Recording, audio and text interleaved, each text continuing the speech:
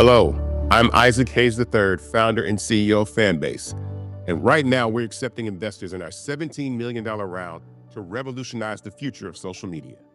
Today, for just $399, you can own 60 shares of stock in Fanbase at $665 a share.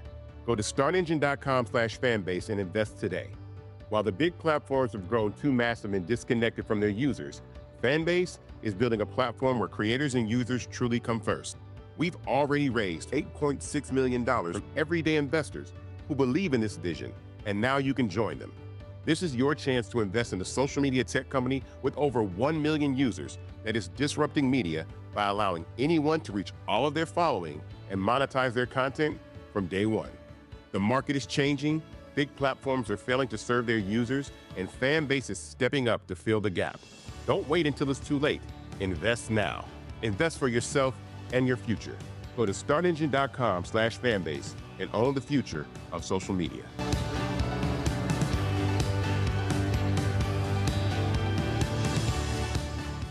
Folks, Black Star Network is here. Hold no punches. I'm real revolutionary right now.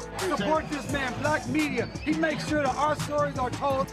Thank you for being the voice of Black America, Roland. Stay black. I love y'all. All momentum we have now, we have to keep this going. The video looks phenomenal. See, this difference between Black Star Network and Black-owned media and something like CNN. You can't be Black-owned media and be scared. It's time to be smart. Bring your eyeballs home. You dig?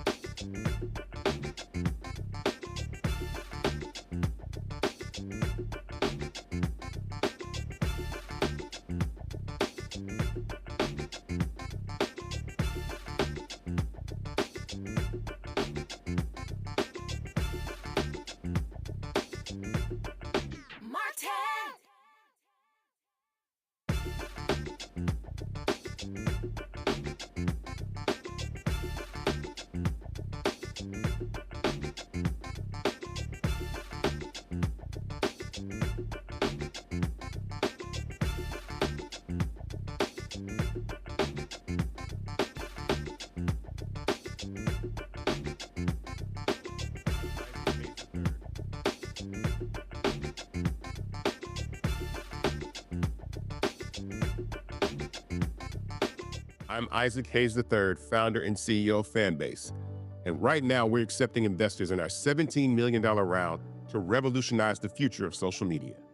Today, for just $399, you can own 60 shares of stock in Fanbase at $665 a share.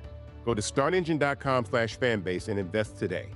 While the big platforms have grown too massive and disconnected from their users, Fanbase is building a platform where creators and users truly come first. We've already raised $8.6 million from everyday investors who believe in this vision, and now you can join them. This is your chance to invest in a social media tech company with over 1 million users that is disrupting media by allowing anyone to reach all of their following and monetize their content from day one. The market is changing, big platforms are failing to serve their users, and Fanbase is stepping up to fill the gap. Don't wait until it's too late. Invest now. Invest for yourself and your future. Go to startengine.com/fanbase and own the future of social media.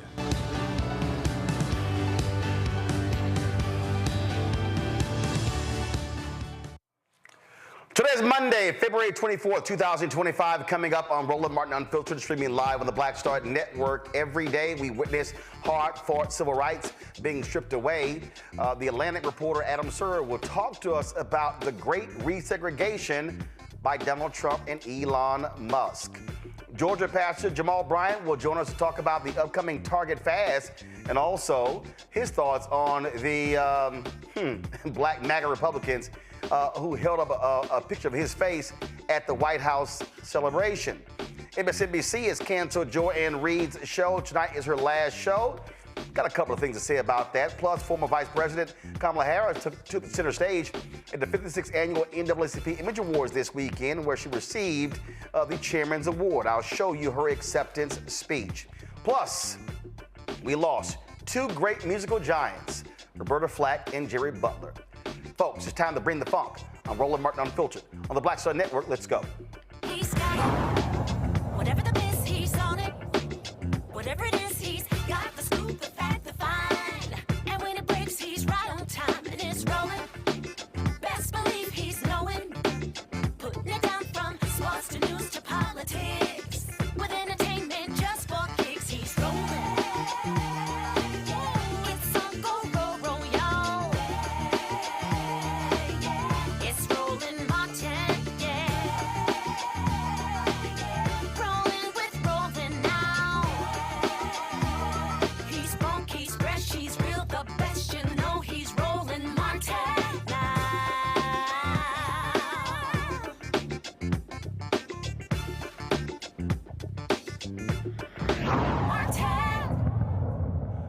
A couple of weeks ago, I did a breakdown saying MAGA is trying to defund Black America. And when you look at their attacks on Black folks and people of color, it's abundantly clear what they are trying to do.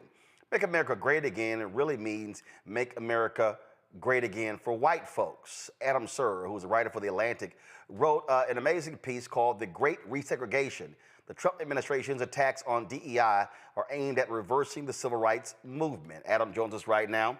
Adam, look, I totally agree with it. As I said, when I broke that thing down, talking about their goal is to completely destroy the civil rights and the economic rights infrastructure that really has created the opportunities for African Americans. It is not like it's been great and perfect, but the gains that we have been as a result of those movements. Right. I think if you look at a lot of their early moves, they have been to undermine anti-discrimination efforts and to ban or remove information that could teach people about why racial inequality continues to exist in the United States. And I think another thing they've done really is they've talked a lot about being meritorious and colorblind, but by their standards, you never, by their standards, the assumption is that a white person is always competent and a person of color has to prove that they're competent. And you could see this already with the removal of a four-star general as the chairman of a black four-star general as the chairman of the Joint Chiefs of Staff, only to have him replaced by a lower-ranking white general who happens to have the most important qualification for any position in the Trump administration, which is that he is supposedly extremely loyal to Trump. And that it has nothing to do with merit at all. That has to do with Trump wanting people who are going to follow his orders without being worried about what the law says. Well, first of all, let's even go before that. First, you have the conservative attack when it comes to affirmative action in colleges. Then you have Republicans who say, oh, because of that Supreme Court ruling, that somehow applies to everything. And so you had racist Senator Tom Cotton of Arkansas who sent letters to law firms saying, oh, your law programs that are about encouraging diversity, those are illegal. Then you had the Republican attorneys general doing the exact same thing. And then you had the attack in companies. So companies began to repeal their DEI programs. And what I keep saying to folks is my argument for DEI programs are not for some largely white woman or a white man who's in the DEI job. It's actually for the contracts, the supplier diversity, all the other things that fall under the DEI window. That's what I'm looking at.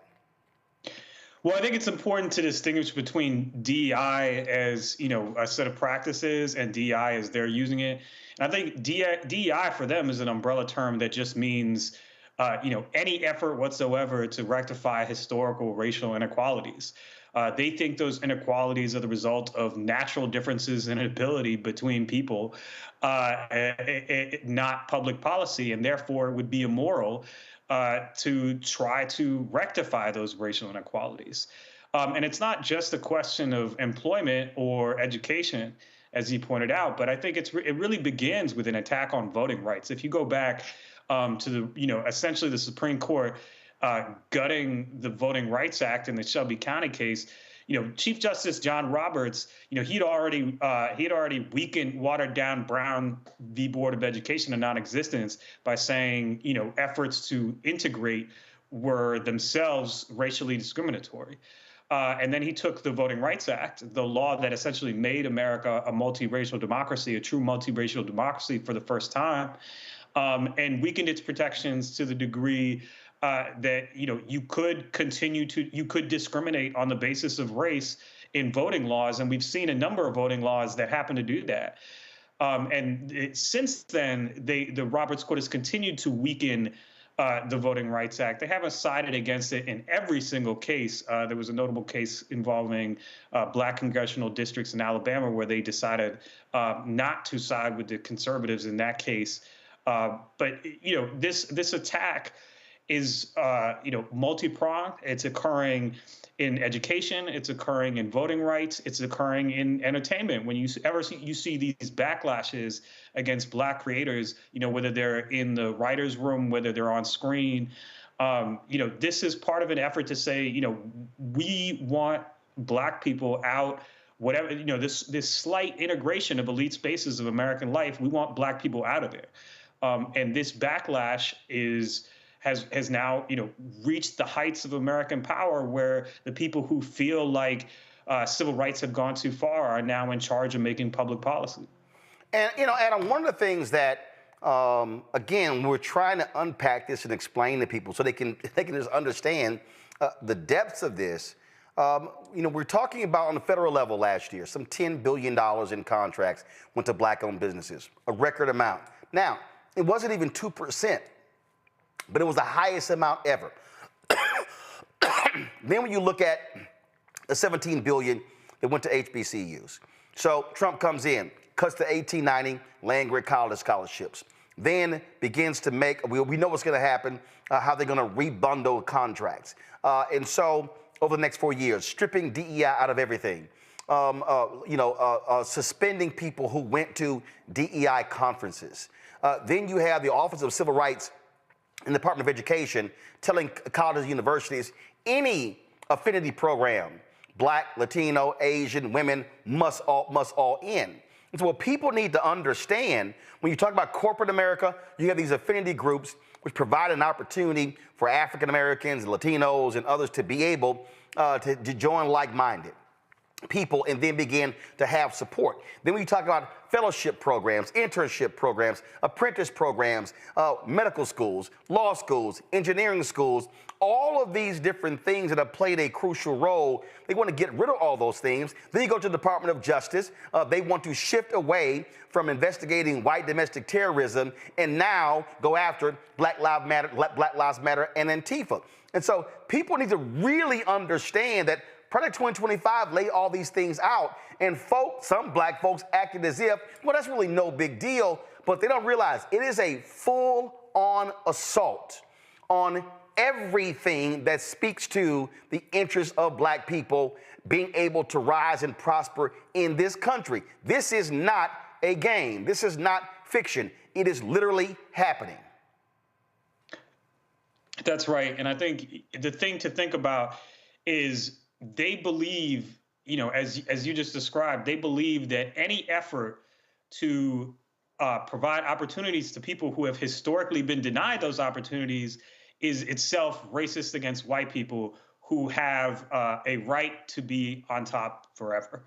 That's an ideology that is fundamentally discriminatory, and yet they've inverted it to say that if you try to help out people who have historically not had opportunities, that's the real racism. And it's extraordinary that this is, essentially the ideology that is, behind the federal government, has control of the federal government right now. Well, and not only that, when you look at even just the statements being made, when Elon Musk is talking about birth rates, that's about whiteness. He is bringing an apartheid perspective to the country. When Donald Trump says, "Oh, let me attack South Africa because they're stealing land when they're not actually doing that, then we're going to withhold aid." That's really Elon Musk being pissed because USAID played a role in bringing down apartheid. When you see these actions, and for the people who yell, well, that's right, we shouldn't be spending money overseas, they don't really even understand that a lot of this stuff was also, frankly, repayment for America colonizing countries and trying to fix the wrongdoing they were involved in. And so this thing is broader and deeper, and really what Trump and Elon Musk and Republicans are trying to do is completely decimate this system, this infrastructure, so it is nearly impossible to reestablish it if Democrats ever get back in charge. I think, especially with Musk, if you've been on X recently, you've probably encountered the absolute avalanche of scientific racism that is present on the site. That kind of content seems to have been promoted since Musk took over. In fact, he often highlights it himself. And when I talk about scientific racism, I mean, the ideology, and it is a pseudoscientific ideology because race is not a biological reality. It is a pseudoscientific ideology that holds that race determines, your intellectual, creative, human potential. And so if you subscribe to that ideology, then it makes sense to discriminate on the basis of race because you have a sort of almost caste system-like belief about who is capable and who is not, who is capable of discharging certain responsibilities or performing certain kinds of jobs.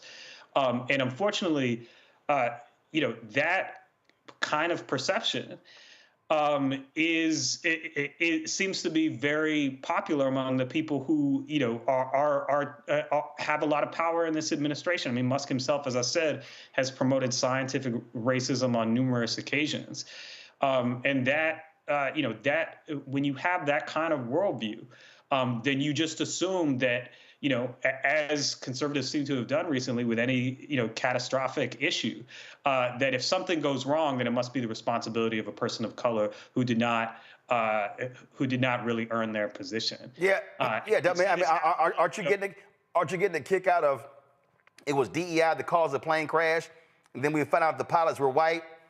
Oh, it's as if that thing just disappeared. Well, I mean, they're just staying on message, right? They're saying if your workplace is diverse, it's because the people who are not white who are there didn't earn it. And they say that sometimes explicitly. And what's useful about the term DEI for them is that they say DEI and allows them not to say what they really mean. Which is the N-word. And sometimes, yeah, sometimes they're saying DEI with a hard R, correct. But they're not just talking about black people. Sometimes they're talking about women. Sometimes they're talking about LGBT. Hold on, white women. I mean, the administration. White women. Yeah. Sometimes they're obviously not interested in protecting LGBT people from discrimination either. So this is really about reordering society into the sort of traditional hierarchies of race and gender that they feel are appropriate, and using government power to do that. Here's what I have been saying to people. In fact, I was saying it in real time. That this is what we saw. First of all, in May will be the 5th anniversary of the death of George Floyd. And here's the death of George Floyd and the reaction to it is what I think truly scared white America. And this is why I say that. Because, first of all, this was the first black movement that in the history of America where a majority of Americans agreed with it, the Black Lives Matter movement. And I think there are forces in white America say, especially on the right, oh, hell no. And let me be real clear to people who are watching. This is not just Republicans, some white Democrats as well. That was, literally, that was the basis of what I laid out in my book, White Fear. And so what do we then have?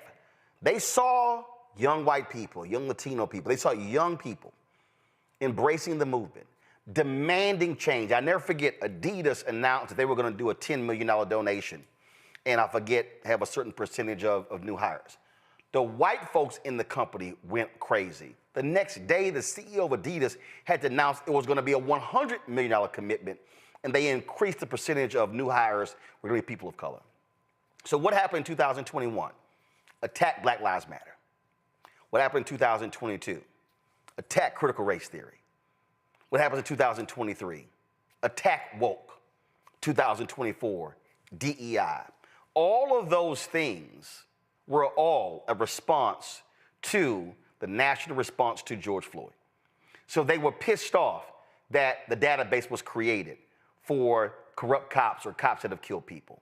They were angry that companies were creating DEI programs and were prioritizing diversity, people of color, when it came to jobs, when it came to investment, when it came to supporting things. And so the Christopher Rufos of the world, the folk on the right, they said, what we cannot do is we cannot have a generation of white kids learning the real history of America. So they attack books, ban them, they attack education.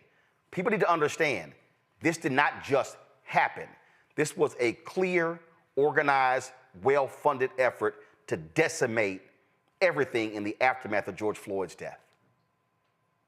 I think that's right. And I think, but part of the reason I think it worked is that there was so little that was done substantively in the aftermath of George Floyd's murder, in the sense that, you had Democrats sort of, doing all these symbolic acts, but there was not, there was never any police reform legislation. There were no new laws that were passed that specifically addressed the issues that brought people into the streets. And so when Republicans started saying, oh, liberals and Democrats, they're insincere about that. They're insincere about this. They're cynical. They're just using this movement to control what you say and what you think. I think that resonated with some people, in fact, because they did feel like the Democrats were insincere in their commitments to Black equality, that they were cynical, that they didn't mean them, and that as a result of that, it might have been easier to convince people to stay home in 2024, or convince people that, these issues were not going to be as much of a priority for the Trump administration in terms of attacking the foundations of anti-discrimination law, that wouldn't be one of their primary goals. And unfortunately, now we're learning, just how important it is to them. So, Adam, what do you see moving forward? I mean, the reality is we're just entering the second month. This is 4 years. Republicans are going to be controlling the House and the Senate at least for the next 2 years. I get asked this all the time. I got asked this a lot at the Image Awards this weekend. I get asked this. I got asked NBA All-Star Game. It's, man, what do we do? What do we do? Where do we go? What do you say to people who ask that question? Look, I'm a journalist. I don't know how to tell people how to respond to this. So, okay, so what do you tell journalists how we need to be covering this? Well, I will say this, right now, most of the things that Trump is doing are unconstitutional. He is trying to do by executive order, things that require Congress. And so the question is, how much of this are the courts going to stop, and how much is Donald Trump going to listen to the courts? But ultimately, enforcing the Constitution is going to be up to the people. People have to respond to what this administration is doing and let them know that they are unhappy with this stuff. People are going to have to get involved and assert their priorities in order to counter this. If it's something that they want to stop, they're going to have to be active. They are not going to be able to rely on the right-wingers on the Supreme Court or the conservatives, the Trumpist conservatives in the judiciary to protect their rights. They're going to have to do that. And I don't have a roadmap for how they should do that because I'm not a political strategist. But I do think that ultimately it's going to be up to the people to protect their rights because the institutions in American life that were set up are surrendering one by one to Donald Trump. All right, Adam Serwer with the Atlantic, folks. Be sure to pull the article up. Check out his piece, The Great Resegregation with the Atlantic. Adam, thanks a lot. Thank you. Folks, going to go to a break. We're going to talk about my panel next about this topic. You're watching Roland Martin Unfiltered right here on the Black Star Network. This week on the other side of change. Abolition focus. Should we aim for reform or abolishing the entire system? Kimon Felix lets us know how much possibility lies in abolition. That is such a radical image because it offers the suggestion that we already know to be true, which is that we have what it takes to take care of each other and to take care of ourselves. Watch us on the Black Star Network, so tune in to the other side of change.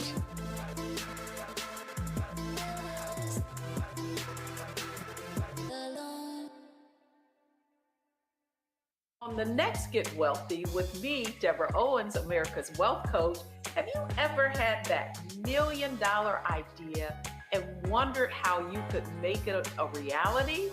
On the next Get Wealthy, you're going to meet Liska Askalise, the inventress, someone who made her own idea a reality and now is showing others how they can do it too. Positive, focusing in on the thing that you want to do, writing it down, and not speaking to naysayers or anybody about your product until you've taken some steps to at least execute. Liska Askalise on the next Get Wealthy, right here, only on Black Star Network. Hey, this is Motown recording artist Kim. You are watching Roland Martin Unfiltered.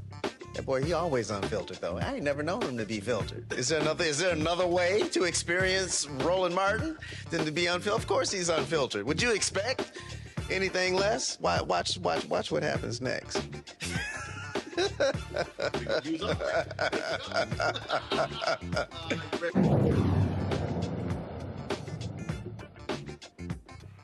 All right, folks, my panel, Jonquil Neal, attorney for the Jonquil Neal Law Firm out of Atlanta. Derek Jackson, state representative out of Georgia, District 68, joins us out of Atlanta. Dr. Julianne Malveaux, economist, author of Surviving and Thriving, 365 Facts in Black Economic History, and the president emerita of Bennett College, joining us from D.C. Glad to have all three of you here. Derek, this is very simple. I'm going to start with you, and that is, again, this is all about how do you attack the economic and the civil rights. And if people think that that's not what's going on, they clearly are not paying attention. It is very clear. Hey, Roland, not only they're not paying attention, they don't understand history. This is not the first time individuals try to resegregate us. If you go back to the times of Reconstruction, when Frederick Douglass and those started passing the 13th Amendment, 14th Amendment, and the 15th Amendment, folks were upset when Woodrow Wilson became president. Grand Dragon himself did not like what was going on. Then they formed the KKK. And so if folks don't understand what's going on, they're sleeping at the wheel. Here's the bottom line, Roland. If I may evoke the spirit of Joe Madison, the Black Eagle, we know what's going on. The real question is, what are we going to do about it? We got to do more than just stay silent. We got to show up and show out. We got to boycott. We got to protest. We got to let our voice be heard because our ancestors prayed too hard and prayed too long and suffered greatly for us to just stay silent. And so that's the real question. What are we going to do about it? And here, starting in Georgia, we've been doing a lot. We've been making our voice heard. We've been protesting. We've been boycotting Target and others. We just cannot stay idle because the future, Roland, is going to look back at this time and ask, what did we do in 2025? Not what Thurgood Marshall, not what Dr. King did. What did we do? And the question will be asked, and depending on what we do today, will determine that answer. Julian, one of the reasons why we have to do what we do, because we have to walk folks through what all this stuff means. And it literally is a civil rights, a legal, an economic, an educational assault. It is in all areas, and it is happening on the federal level, the state level, and the local level. And too many of our people are asleep at the wheel, focusing on other things, not realizing what is really going on. And if they don't wake up, it is literally going to be too late. You know, Roland, one of the things that interests me is the way that this person, the president, has thrown everything, including the baby in the bathwater, in the mix. So on one hand, he's talking about getting rid of straws. On the other hand, he's, let's look at the bottom line, and the bottom line is the economic issue. He said he was running because he wanted to fix the economy. He has done very little about the economy. So that's number one. Number two, you're right, there are a whole bunch of our people have lost their, minds, not paying attention. And you have to pay attention to what this man is saying that he's going to do. But if we paid attention, people would have read Project 2025, because he laid it all out there. This is what we're going to do. Number three, I commend all the folks who are talking about boycotts, but let's be clear.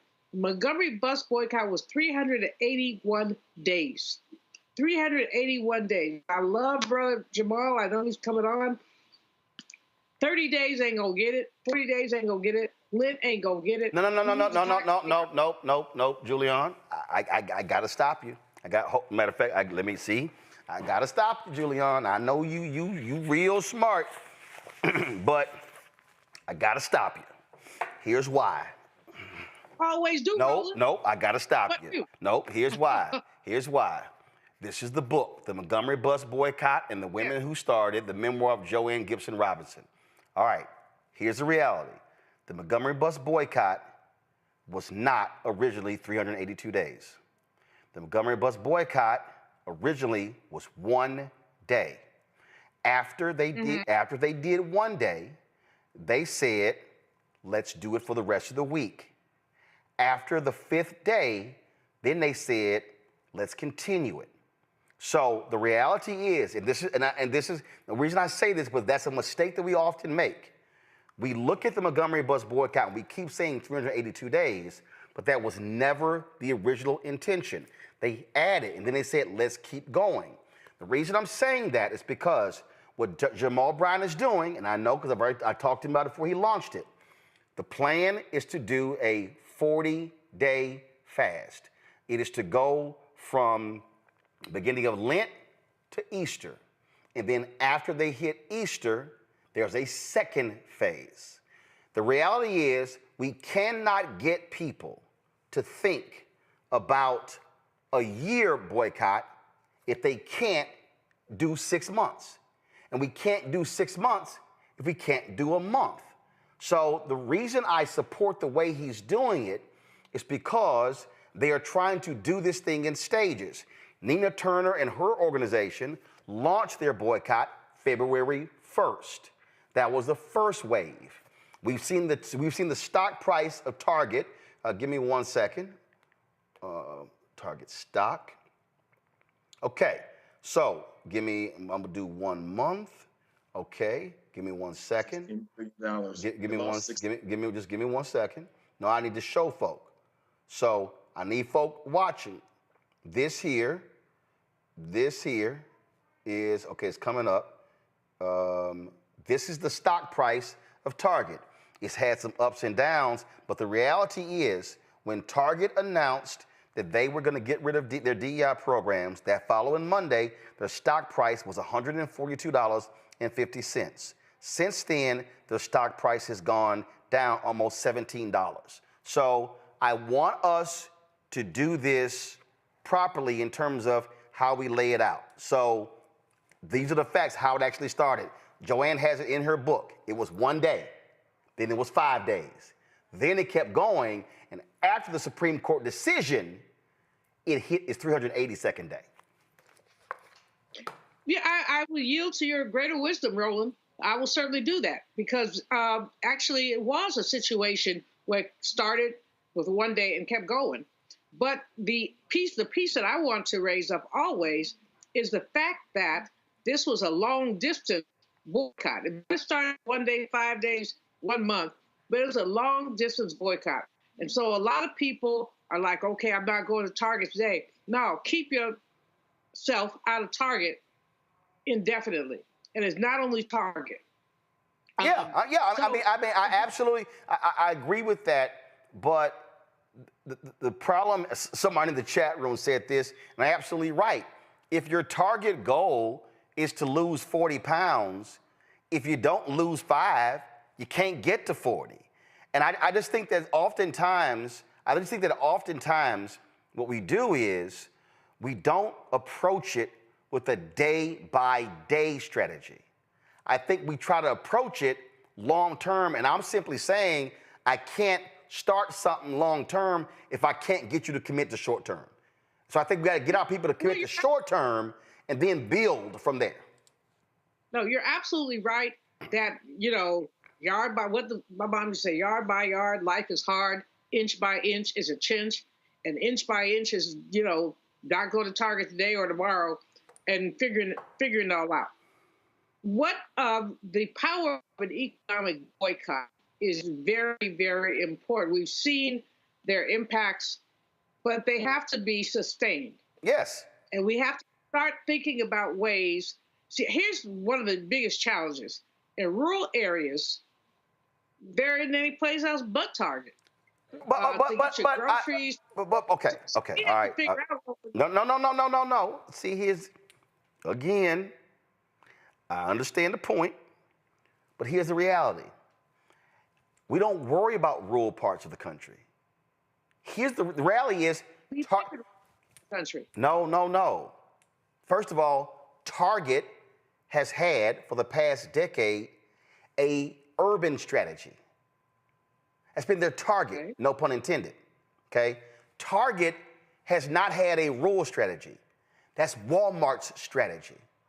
So it's not like, so the reality is Target has been thriving because they have been opening Targets in major cities.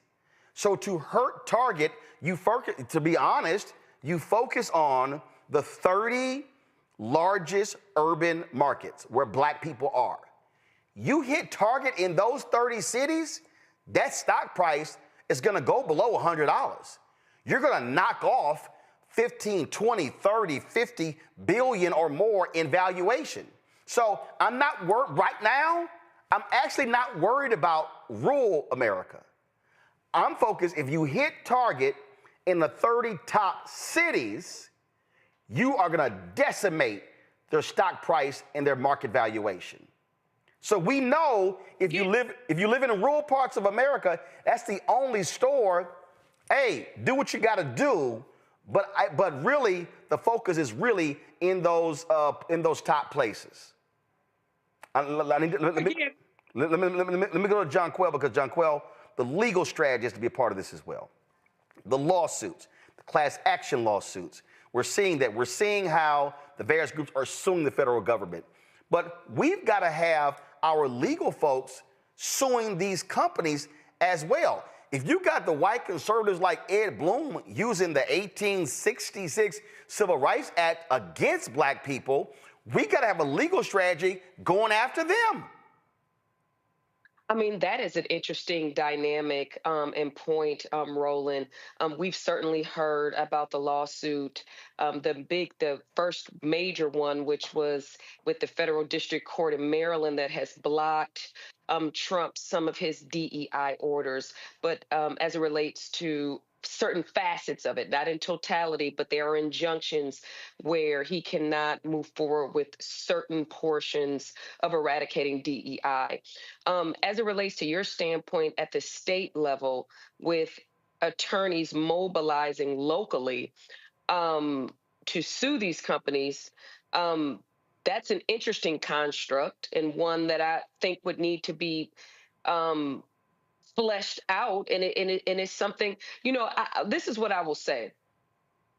Where everyone is in America at this point, everyone is terrified, they're scared, they're anxious, they're avoiding the news, they're avoiding the issues, they are not confronting these issues. And frankly, that's an idea or a construct that would have to be mobilized in order for that to even see what that framework or what that would even look like, whether that's at the state level or the federal level. So that's an interesting construct as it relates to attorneys mobilizing in that manner, suing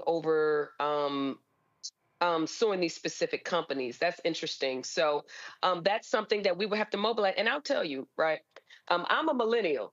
And I'm on this panel. My generation, we were not alive during the civil rights movement, okay? And frankly, I would say that a lot of us need help with mobilizing, as we did not have to. We didn't come up during that era. That's not something that hold up now, hold up. I'm just telling you, we learned about it. Hold up. But arguably the civil rights movement ended with the death of Dr. King in 1968. But in the early 1980s, you had the apartheid movement. In the 1990s, you had the Gen 6. You had Trayvon Martin. Right, but we were kids. No. Okay, hold up. Let me just see. Hold up. See, I hear y'all. I'm telling you. I hear y'all, but hold up. I was born in the 80s, and I'm okay. Wait a minute. I'm at the top. No. See, that's nice. See, hold up. Nice. You said you were born when? In 85. I was born in 85. I'm at the top end of the. No, boo. You were 21 when the Gen 6 happened. This is what I'm saying. No, I'm not done. I'm not done, John Quell. Continue on. I'm not done. Continue on. When the Gen 6 happened in Louisiana, some 30 and 40,000 people mobilized in Louisiana. You were 21. Trayvon happened in 2012. You were 27. So the reality is, wait. Okay. Then Michael Brown. Then why is it escaping me? Eric Garner. So the reality is, there have been movements, there have been actions where people have mobilized when you have been in your 20s and 30s. So the civil rights movement is one thing, but we've had events that have happened in the 70s, in the 80s, in the 90s, in the 2000s, in the 2010s, now the 2020s. So nobody has an excuse where they can't get involved in something, because shit has gone down in every generation. So that's not what my point was. Okay. What's your point? I'm aware, and we're aware of those things that are happening. But what is going on now is, in my humble opinion, is fairly radical. It is something that we have not seen before. And just talking amongst, people in my age group, they want to be involved, but they're not sure. And a lot of people are taking an avoidance standpoint because their anxiety is so high. So what I'm merely stating is that with mobilizing and the different efforts, and I'm aware of the Target effort that's coming down on March 5th, but I'm just saying as a whole, I definitely, humbly speaking, is saying that I think that, this is somewhat uncharted territory. It may not be. Maybe I'm wrong. No. I'm saying. Listen, I did something last week, and it's just, to me, it's the real deal. I think too many people who are millennials and Gen Z are making excuses. I got the whole deal about it's a lot going on. Folk are, I forgot the word that you used. Anxious? No, not that one. Oh. It's how they're feeling about what's going on. But the reality is, folk who are millennials, they were here when George Floyd happened. They were here when Eric Garner happened. They were here when Michael Brown happened. They were here during the Black Lives Matter movement. The problem is, folk today, to Julian's point, ain't put their marathon shoes on. They had their sprint shoes on. The problem is, folk figured, oh, Obama's elected, we good. No. When Doug Wilder was elected the first black governor of Virginia, we were not good. When Thurgood Marshall became the first black on the Supreme Court, it wasn't like, yo, we good with racism in the criminal justice system. And so what has to happen is we got to have folk stop checking out. I said last week that my issue with folk who are 18 to 50, my issue with people who are 18 to 50 is that they have been making withdrawals from the bank of black social, from the bank of black justice, and they ain't made no deposits. That the generation that was going to the council meeting, was going to the school board meeting, was going to the county commissioners meeting, was going to the state capitals, was coming to Congress, the folk who were mobilizing and organizing, the folk who were working the polls, the folk who were precinct captains, the folk who were going door to door, knocking on doors, trying to get people to vote, the people who were forming civic clubs and community clubs, who were neighborhood watchers, those folks, like my parents, are now in their late 70s. And some of them are becoming ancestors, or some of them are retiring. And so this is the moment when I need I need Gen X and millennials and Gen Z to step their ass up. And if somebody says, well, I don't know where to go, I said what it lays out in Nehemiah. You start right in front of you. If you are a millennial or Gen Z in Atlanta or Houston or Charlotte or New Orleans or anywhere, your deal should be, okay, what do I care about? Is it education? Is it black entrepreneurship? Is it voting rights? What do I care about? Now, once I decide, hey, this is what I care about, I now need to find me an organization that's doing that very work. I don't need to start my own nonprofit. I don't need to sit here and create something new. Whatever you want to involve yourself in, there is something that exists right now to actually do it. Then I need them to show up. I need them to join.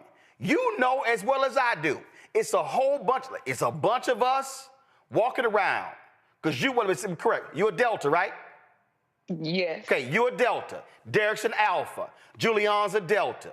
Right now, all four of us, we know some Deltas and some Alphas walking around wearing their letters, but ain't involved in shit.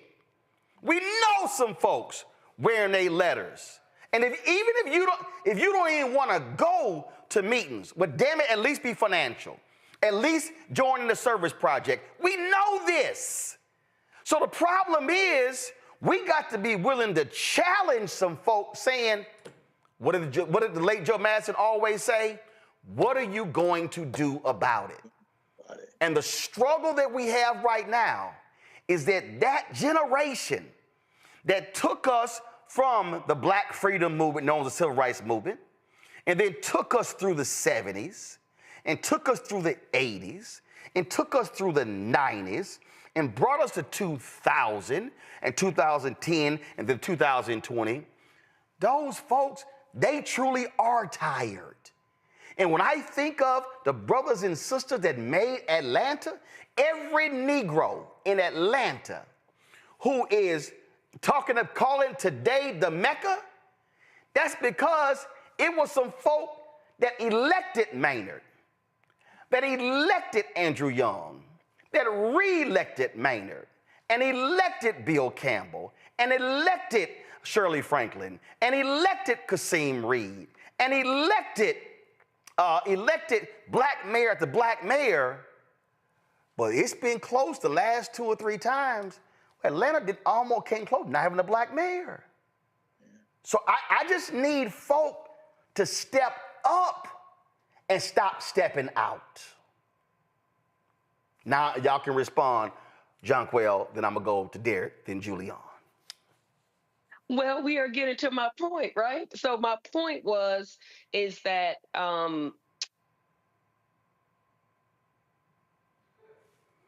I think people are unsure about how, with the state of things and where they're at, how they can get involved. And you, why? I don't understand why they're unsure.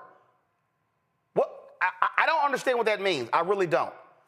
What do they care about, and have they joined anybody? Well, that's a fair question. That's the problem. I mean, that's a fair question. I'm telling you right now, in every major city in America, I can guarantee you there are multiple organizations, Derek, that exist for folk to join. But here's the most important thing, Derek, why it doesn't matter, why it doesn't happen. Because it's called accountability. Because see, Derek, it's easy to talk shit about what not happened and what needs to happen when your ass don't join nothing. Right, right. Not only they don't join anything, Roland, they're comfortable, right? I mean, listen, Roland, I'm so with you on this one, brother, because when you think about everybody's been talking about, well, the Dems don't have a message, or Kamala Harris did this and this and this wrong. No, nobody in the history of this country ran 107 days for president and came up 2 million short.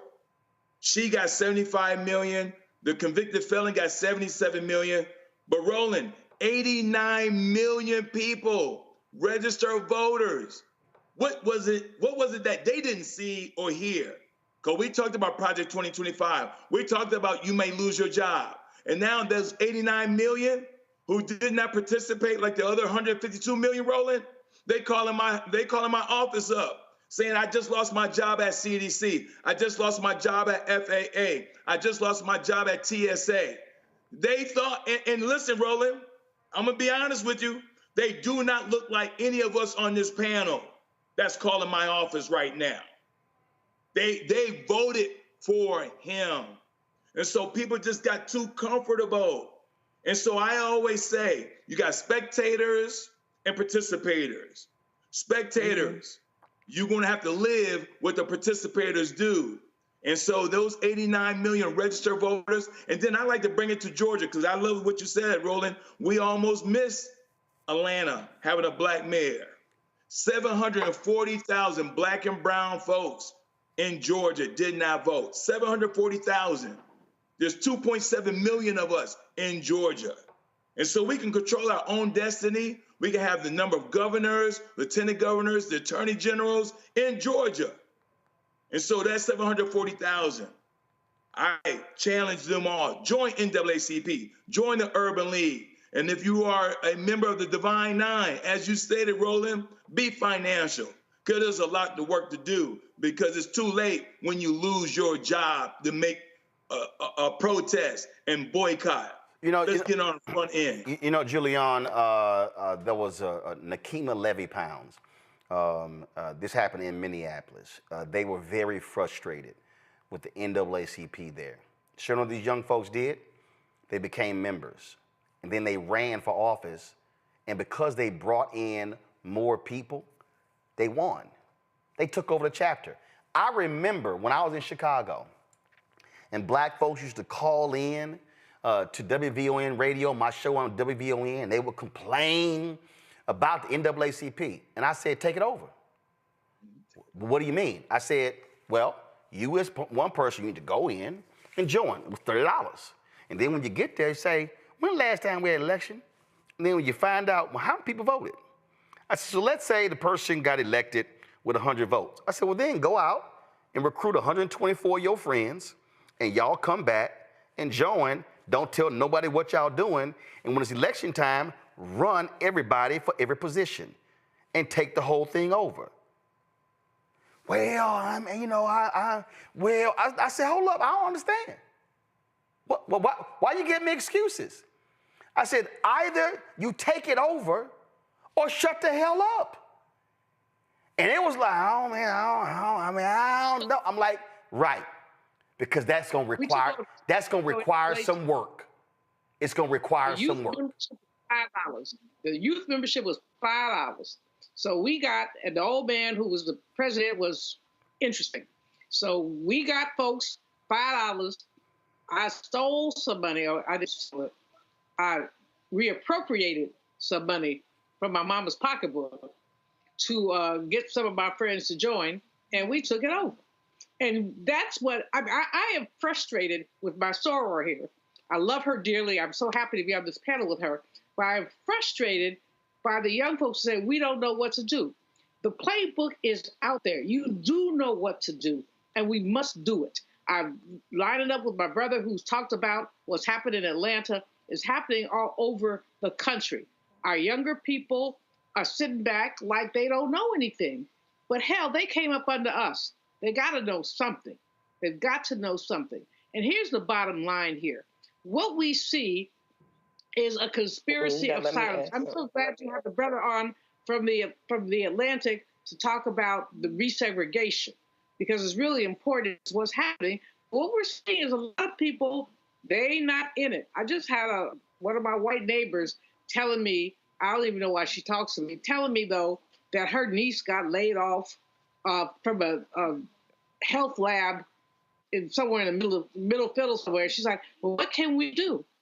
I tried to keep my language clean, but I'm thinking, if you had not voted for that man, we would not be in this situation. So the fact is that some people do not believe that fat meat is greasy. They do not believe that Project 2025 was a playbook, and now we're all feeling it. And I don't think there's anybody on this panel or anywhere else who would say government could be streamlined. But streamlining government and wholesale layoffs, 5,400 here, 3,000 there, USAID workers stranded abroad.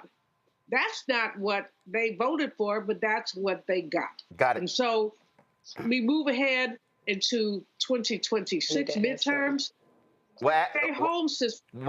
Actually, you can't get to 26 until you deal with 2025 local elections. Let me let Jonquel respond, and then I got to go to a quick break and then go to my next guest. Go.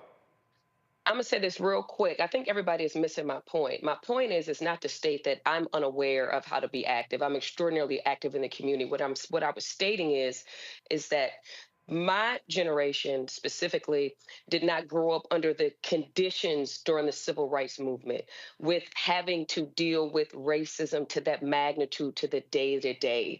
And as a result of the hard work that our ancestors and frankly my parents and other people have had to put in through their tenure so that we could have the life that we have had in America, it has developed into a level of it being stagnant or being uninvolved as a result of that. And what I'm stating is that the state of the country at this juncture is beginning to outwardly appear that it is really going back to that way, although there have been significant incidents after that. But my point is that it is coming out that it is affecting people's day-to-day in that kind of capacity. And that's what I meant by relating that back to the civil rights movement, to where I think more people are wanting to be involved and are more anxious, and they are scared to the degree that those back then during those times were where some of these other instances over time may not have affected them to that level of intensity. I made that clear. No, I got your point, and I'll say this here before I go to break. I think the problem for, and I often refer to myself as a post-civil rights movement baby. The problem for post-civil rights movement babies, and that's Gen X, that's millennials, that's Gen Z, and now Gen Alpha, is that, as I said, we are still living off of the hard work of baby boomers in the previous generation. Correct. And a lot of us fell for the okie doke. We actually believed that we would not have to fight racism. We actually fell for the okie doke. And I was on CNN telling people, don't believe that BS, that we lived in a post-racial America. Many of us were shielded by parents from the harsh realities of redlining, of segregation in homes, and the things that we encountered. So we actually believe that we lived in this, as that scene from Scandal, when a man says, you're running around as bombs are going off, and you're mistaking it for a field of daisies. And so what we have to recognize is now that Gen X and Millennial and Gen Z and Generation Alpha is now faced with the reality of what they're doing, the question now is, are they going to wake the hell up? The question now is, are they going to get their asses off the sidelines and get away from the brunches and get away from taking 8-10 trips a year and doing all, and listen, we all have done fun things, but are they going to get in the game? Are they actually going to be able to do something? Are they going to sit here and step up? Are they going to join organizations? Are they going to recommit themselves to the advancement of Black America? Because if they're not going to recommit, if they're going to stay on the sidelines, if they're not going to get involved, then they're going to get exactly what the opposition is going to do, and that is they're going to run roughshod over this system while too many are sitting idly by, as I said, engaging in bullshit conversations about a housewives show, or if LeBron and Michael Jordan is the GOAT, or some other stuff. I don't give a shit what Married to Medicine is talking about. I don't give a damn about no Hollywood, Zeus Network. I don't give a damn who Jocelyn is fighting. I don't give a damn about any of that stuff, but what we cannot have is another generation of Black folks who are ill-informed, who don't watch news, who don't listen to the news, but would rather say, I don't want to hear all of that stuff because it's just too much. But then when that stuff comes to their front door, they then go, I wish somebody would have told me. Well, you had the opportunity to access the information, but you opted not to for some other stuff. And that's really what we're being faced with. I'm going to go to a break when I come back. Pastor Jamal Bryant attacked at the White House. He's got some words to say about that. Also, launching targetfast.org. We'll talk about that as well right here on Roland Martin Unfiltered on the Black Star Network. Support the work that we do. You see me rocking my shirt, Black-owned media matters. But here's the whole deal. We can't just talk about Black-owned media. We can't talk about, oh, I wish they would cover this stuff. We can't just sit here and be mad that MSNBC has canceled Joy Reid's primetime show. We can't be mad about these things if we don't actually financially contribute to the building and the sustaining of Black-owned media. So if you want to support this show and this network, give to us via Cash App. Use a Stripe QR code. It's right there. If you're listening, go to blackstarnetwork.com to access it. You can also see in your check and money order P.O. Box 57196, Washington, D.C. 20037 7-0196. PayPal is R Martin Unfiltered. Venmo is RM Unfiltered. Zelle, Roland at RolandSMartin.com. Roland at RolandMartinUnfiltered.com. We'll be right back. This week on the other side of change. Abolition focus. Should we aim for reform or abolishing the entire system? Come on, Felix, lets us know how much possibility lies in abolition. That is such a radical image because it offers the suggestion, a suggestion that we already know to be true, which is that we have what it takes to take care of each other and to take care of ourselves. Watch us on the Black Star Network, so tune in to the other side of change.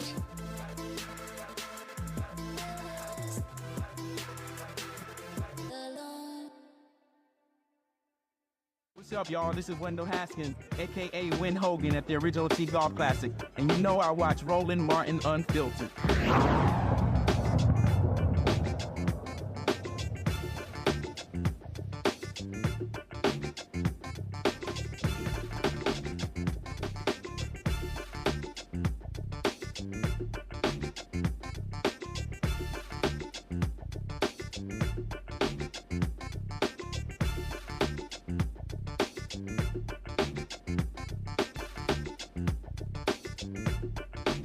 All right, folks, we've had conversations talking about the focus on Target. Earlier you saw me with the show The Target Stock Price.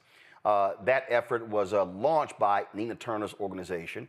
That commenced on February 1st. Ever since then, you've seen the actions take place all across the country. You've even seen some folks going to Target, filling their baskets up with groceries, and then going to the counter and literally saying, oh, no, I'm sorry, I'm not going to buy these items because y'all are not supporting DEI.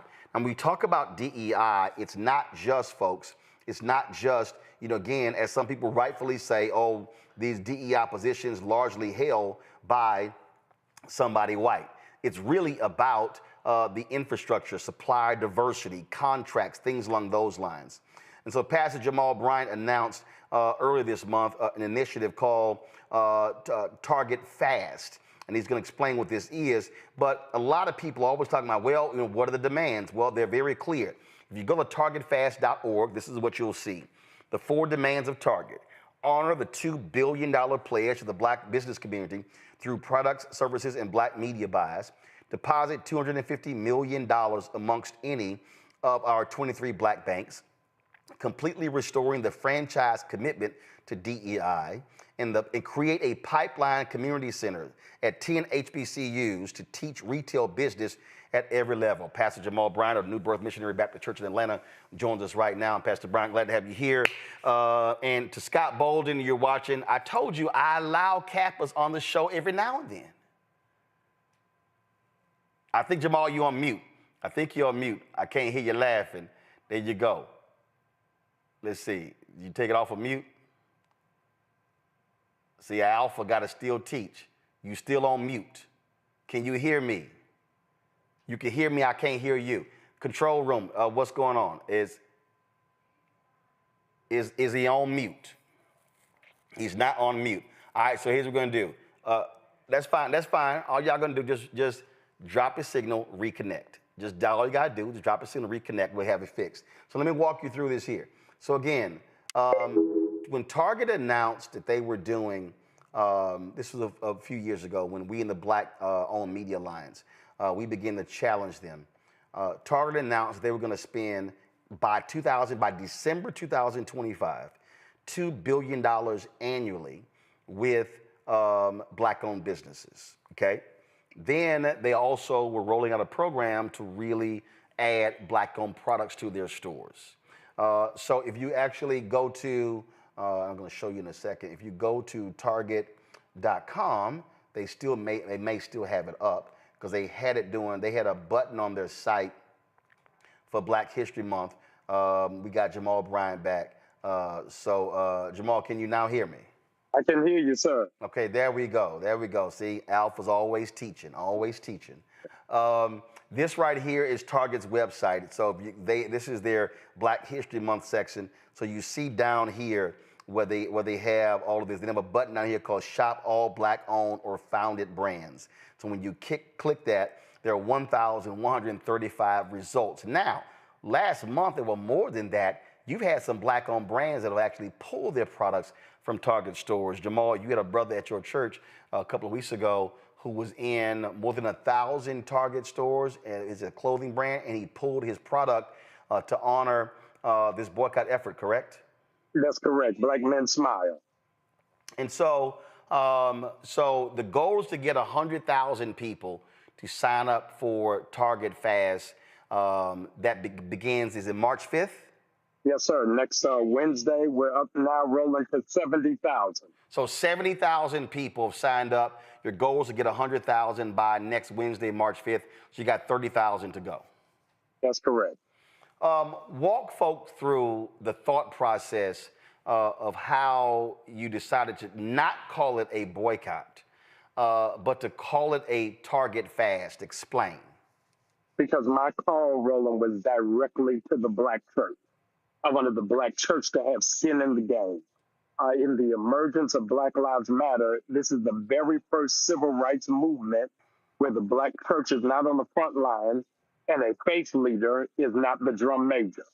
And so I'm mindful that other boycotts are moving forward, but I wanted the Black church to say that our head is not in the sand, but that we're aware and we're lifting our prophetic voice. Lent is the holy season for Christians that goes from Ash Wednesday to Easter, so that while we're withdrawing our funds from Target, we're also focused in prayer to take the spirit of the Montgomery bus boycott, who every night for over a year went back to the church at night to get their spiritual grounding. But I was explaining this earlier, and I showed this book here, the Montgomery bus boycott and the women who started, the memoir of Joanne Gibson Robinson. She was the one who crafted this, who crafted the boycott. And as I said, it was a one-day boycott. After that first day, they extended it 5 more days, and then they said we're going to continue it in perpetuity until we get what we want. And so you were very specific in saying we're going to do this from Lent to Easter. Yes. Explain that as well. Yes, because Target is publicly traded, we're able to use 40 days to see what is the spending impact.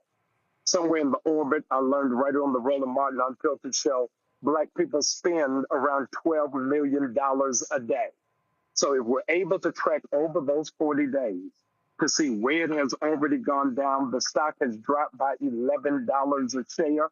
They're losing millions of dollars. And those of you who missed it, stockholders are now suing Target.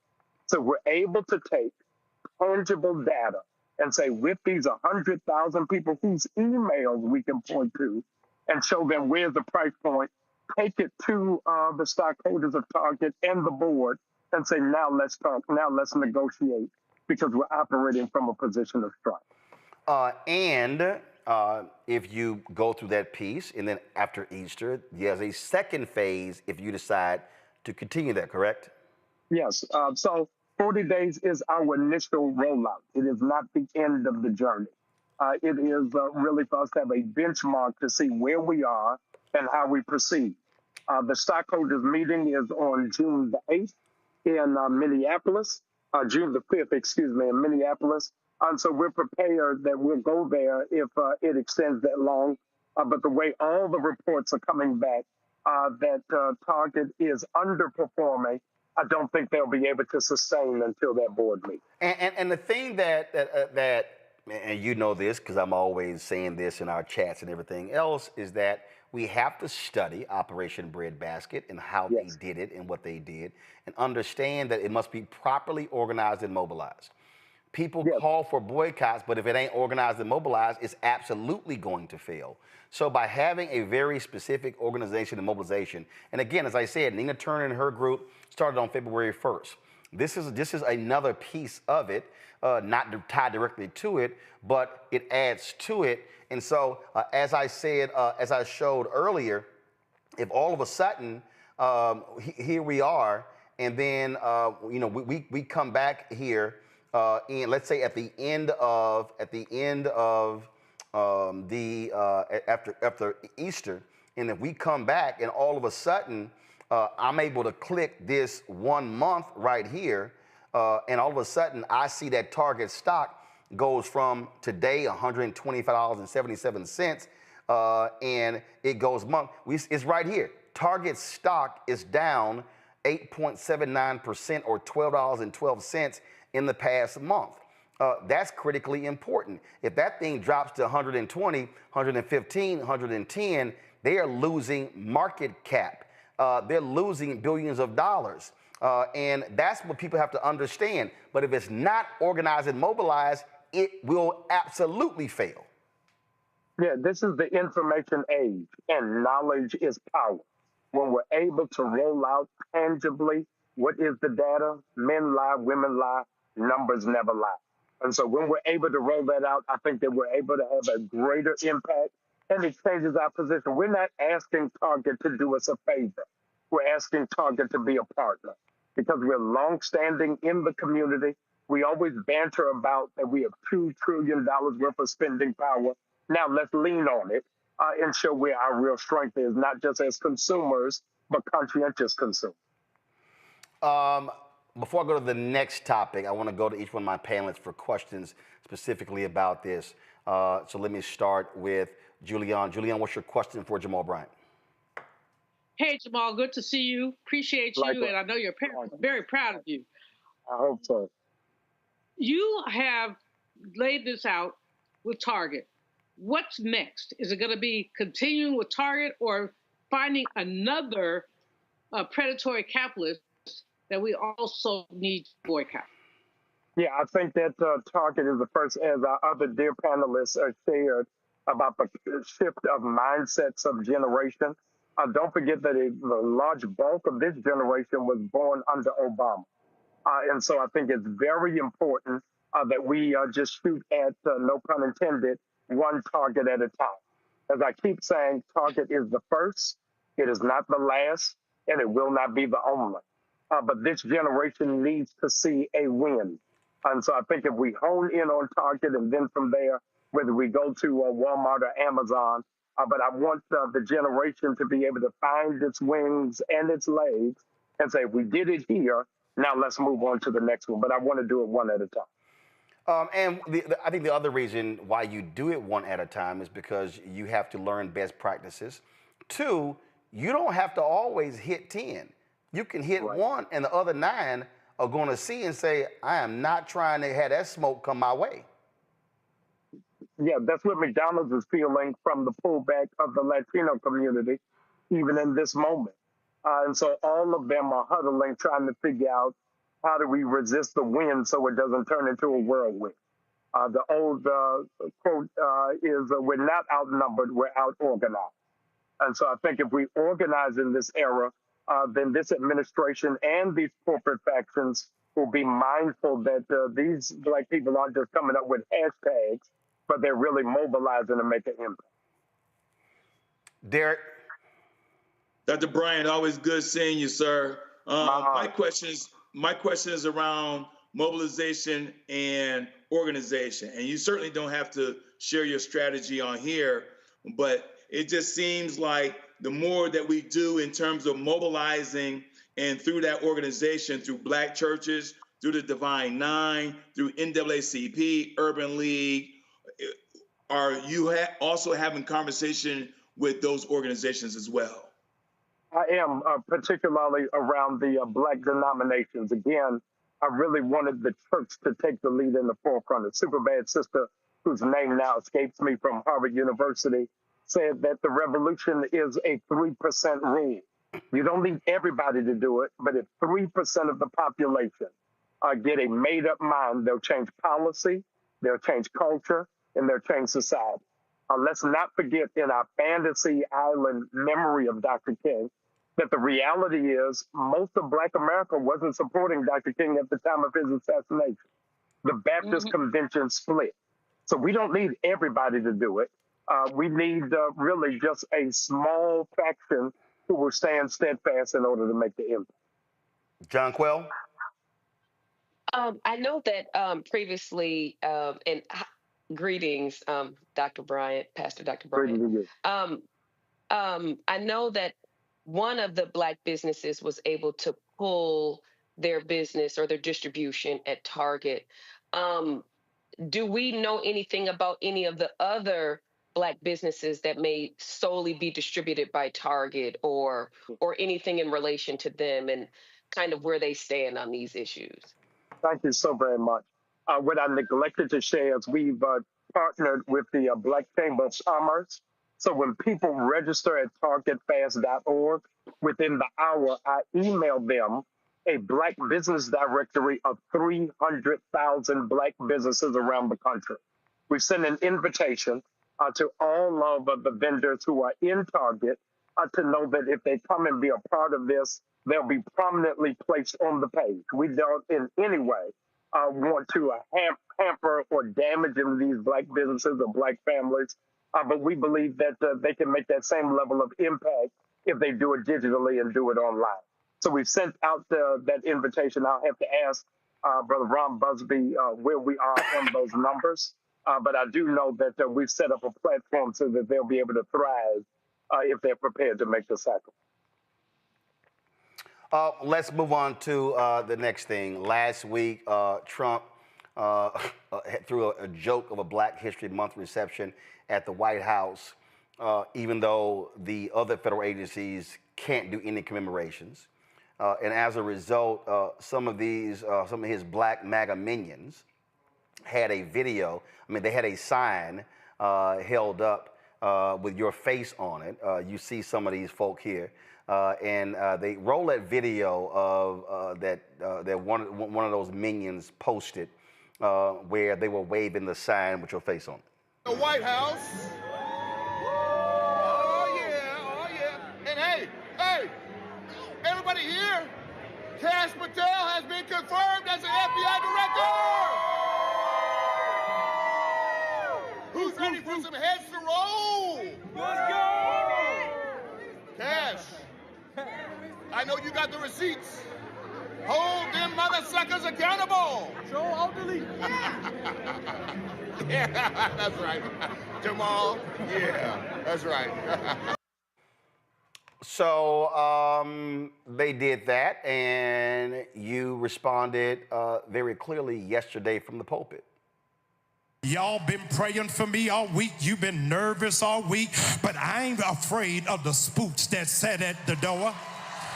These runaway slaves hiding in the White House gonna throw my picture up thinking that I'm gonna be afraid. If you got real courage, don't show my picture.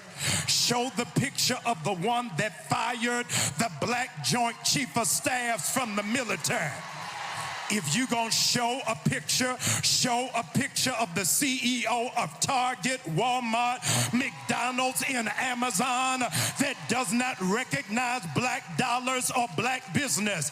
If you gonna put up a picture of the state legislators in Florida that are banning black books. If you gonna put up the picture of the one who is stealing classified information from the IRS and Social Security. If you gonna put up a picture of those that don't want your mama to pay $35 for insulin and your child to pay $35 for inhaler. If you gonna put up a picture of those that are jailing children and separating families. I ain't ever scared. In case you forgot, I'm from the west side of Baltimore. If you got a problem, pull up on me.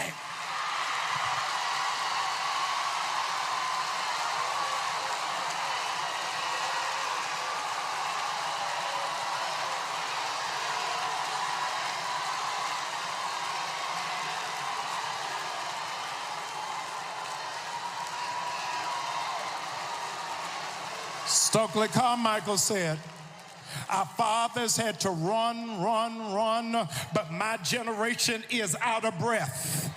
We ain't running no more. Yea, though I walk. And after being on the run for 26 years from Saul and Philistines, David said, my running days are over. We don't have to run anymore. You only run when you're scared. But when you walk, when you got confidence, that greater is he that is in me than he that is in the world. Would you look at your neighbor and tell him, I ain't running nowhere. Be like a tree, be ye steadfast, unmovable, always abounding, knowing that your labor is not in vain. I'm not gonna run when nobody is chasing me, but I'm gonna walk like a smooth operator. I gotta walk because I understand that no weapon formed against me shall be able to prosper. All these other churches might not say nothing, but at 6400 Woodrow, we right outside of Decatur where it's greater. You got to understand that there is more for us against her. Look at your neighbor and say, as long as we stick together, we ain't gotta run. Harriet Tubman said, whenever I tried to make our people be free, there were a few Negroes that tried to go backwards and tried to risk our freedom. I feel bad for them coons in the White House who are in there tap dancing for massa, wearing bow ties, shinning and grinding, laughing like nothing is funny. Get out of there, Negro, and stand with your people so that you understand that God is on our side.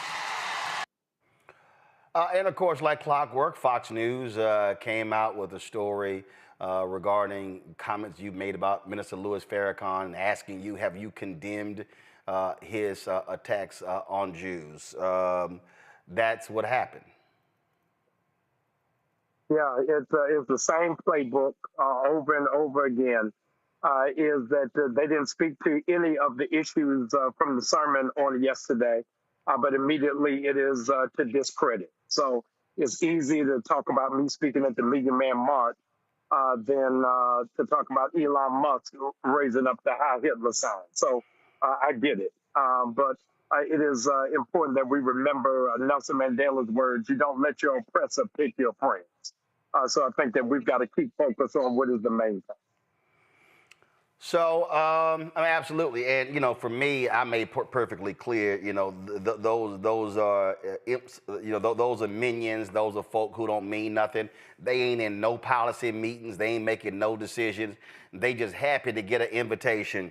I thought it was interesting what Tiger Woods now embraces being black, huh? Hey, listen, it never rains in Southern California. I don't know.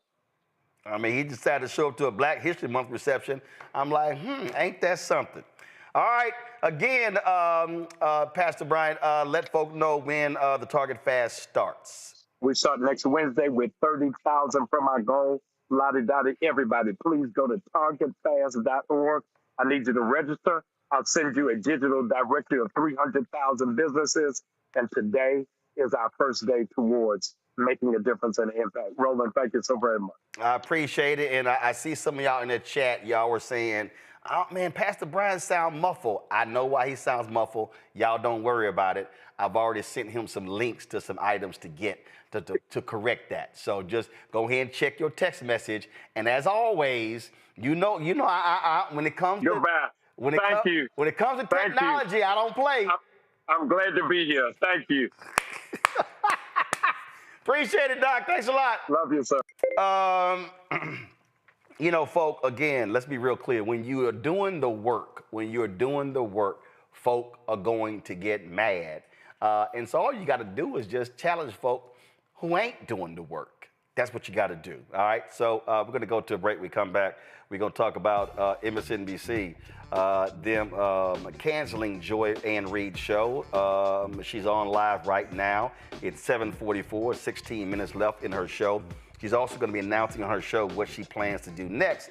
But I got some thoughts about what has gone down. You're watching Roland Martin Unfiltered on the Black Star Network. Support the work that we do. Join our Bring the Funk fan club. Now, some of y'all in the chat have been asking, how do we contribute? Via Cash App. Show it right now. This is the QR code. Cash App canceled all of our accounts because they changed their rules on the type of company you have to have. So, in order for you to give to us via Cash App, you can do so through the Stripe app. This is the QR code right here that you can just point your camera to, and it'll take you right to it to give via Cash App. If you're listening to us on the podcast, go to blackstarnetwork.com to access the Stripe QR code to give to us via Cash App. You can send your check and money order P.O. Box 57196, Washington, D.C., 20037 7-0196. PayPal is R Martin Unfiltered. Venmo is RM Unfiltered. Zelle, Roland at RolandSMartin.com. Roland at RolandMartinUnfiltered.com. Download the Black Star Network app Apple phone, Android phone, Apple TV, Android TV, Roku, Amazon Fire TV, Xbox One, Samsung Smart TV. If you want to get our Roland Martin Unfiltered merchandise, go to rolandmartin.creator-spring.com or go to theblackstarnetwork.com. You can get our new shirts, Don't Blame Me, I Voted for the Black Woman, and hashtag We Tried to Tell You, FAFO 2025. And so do that, and also get a copy of my book, White Fear, How the Browning of America is Making White Folks Lose Their Minds, available at bookstores nationwide. You can get the audio version that I read on Audible. Thanks a bunch. We'll be right back. This week on the other side of change. Abolition focus. Should we aim for reform or abolishing the entire system? Kamon Felix lets us know how much possibility lies in abolition. That is such a radical image because it offers the suggestion, a suggestion that we already know to be true, which is that we have what it takes to take care of each other and to take care of ourselves. Watch us on the Black Star Network, so tune in to the other side of change.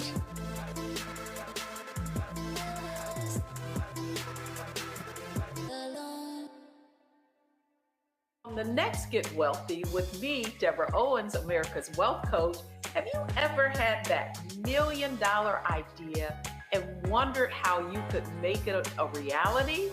On the next Get Wealthy, you're going to meet Liska Askalise, the inventress, someone who made her own idea a reality and now is showing others how they can do it too. Positive, focusing in on the thing that you want to do, writing it down, and not speaking to naysayers or anybody about your product until you've taken some steps to at least execute. Liska Askalise on the next Get Wealthy, right here, only on Black Star Network. Hatred on the streets, a horrific scene, a white nationalist rally that descended into deadly violence. White people are losing their damn minds. As an angry pro-Trump mob storms the U.S. Capitol, we've seen shooting. We're about to see the rise of what I call white minority resistance. We have seen white folks in this country who simply cannot tolerate black folks voting. I think what we're seeing is the inevitable result of violent denial. This is part of American history. Every time that people of color have made progress, whether real or symbolic, there has been what Carol Anderson at Emory University calls white rage as a backlash. This is the rise of the Proud Boys and the Boogaloo Boys. America, there's going to be more of this. Here's all the Proud Boys, guys. This country is getting increasingly racist in its behaviors and its attitudes because of the fear of white people. The fear that they're taking our jobs, they're taking our resources, they're taking our women. This is white fear.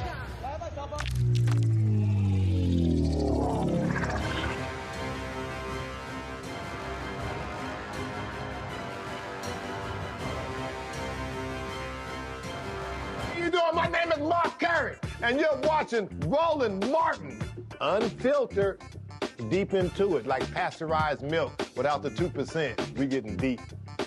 You want to turn that shit off? We're doing an interview, motherfucker.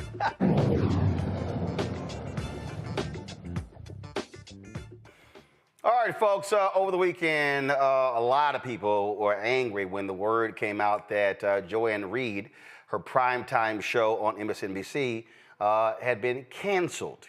I found out on Saturday, and then MSNBC would not confirm that, but then Variety and the New York Times dropped some stories that that night that confirmed what was going on. She's hosted that particular show for 5 years, and prior to that, she had a weekend show on MSNBC, as well before that, a daytime daily show, and before that, a weekend show. So this was actually the fourth show at Joy Reid has had at MSNBC. And so there have been a number of people who have been expressing lots of outrage as a result of this decision. Last night, there were a number of people. At one point, that about 10,000, this was a Win with Black Women and the Win with Black Men Zoom. At one point, they had about 10,000 people who were on the Zoom, and about 14,000 people who were live on YouTube. And so what MSNBC has apparently decided they're going to move the weekend show that features Michael Steele, Simone Sanders, and Alicia Menendez. They're going to move that show to the 7 p.m. slot that Joy currently occupies. She's doing her last show right now, announcing what she's going to be doing next. And so that's happening as we speak. So that's with their decision. Also, the New York Post reported that they were ending several other shows, but they were, like, for instance, Jonathan Capehart, as well as a couple of others, but they're going to be moving them to other shows. So there's a whole realignment with their programming strategy.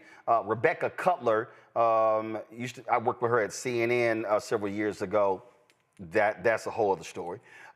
She became the president of MSNBC when Rashida Jones announced that she was stepping down. And so Cutler has been remaking the network, in her own image. Now, also understand there's also upheaval happening at MSNBC because Comcast announced that they were creating a separately publicly traded company called SpinCo. And what SpinCo is Comcast is moving these various networks into a separate business. Let me pull that press release up. And this also is a heart of this. So under this, MSNBC and NBC were under the Comcast umbrella when they purchased NBC Universal. But now, go to my iPad, Henry. So Comcast announced on November 20th, they were creating this separate business. And so what they were doing, they're putting,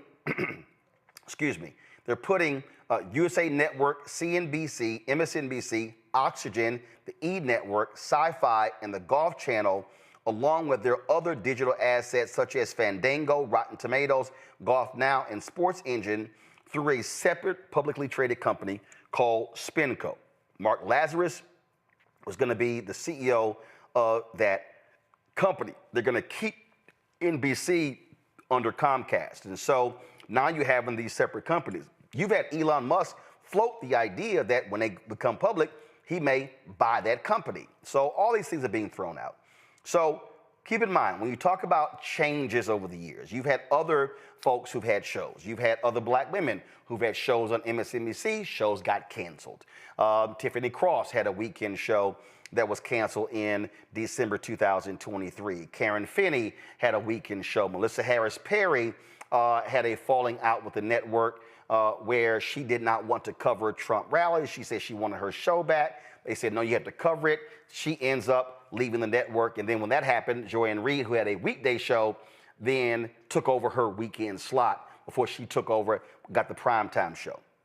And so all these things are going on. And you see the decisions of how these mainstream networks operate. Now, you also have these networks who are getting rid of folk because they've been highly critical of Donald Trump. You look at Jim Acosta over at CNN. They chose to replace him at 10 a.m. and offer him a midnight show, which he obviously declined. So he has since left the company, and he has his own show on Substack. Again, Joy is announcing right on her show what she's going to be doing next. And so I don't know if it's a podcast, if it's a daily show, if it's something on Patreon, Substack, no idea about that. But you have a lot of her supporters who are very upset with this decision because they say it is the silencing of strong black voices, the silencing of strong female voices. And so what is being happening is her supporters, give me 1 second, I'm going to show you this here. They actually were encouraging people. They were encouraging people to support her show tonight so it can end with very high numbers. Now, this here is a graphic that they've been distributing. It says, turn the TV off and turn on black media. We won't let media conglomerates determine who tells our stories. We need 15 million people tune in for Joy's final show, then turn the TV off. And then they had this other graphic, we need Joy. MSNBC is silencing black voices. We're not letting this go. Call MSNBC at 212-664-4444 and demand they stop erasing black voices from political media. So that is happening. And the thing that we have to understand is that the reality is when you talk about these shows, when you talk about on these networks, the African Americans who have these shows, they don't own the shows. The network does.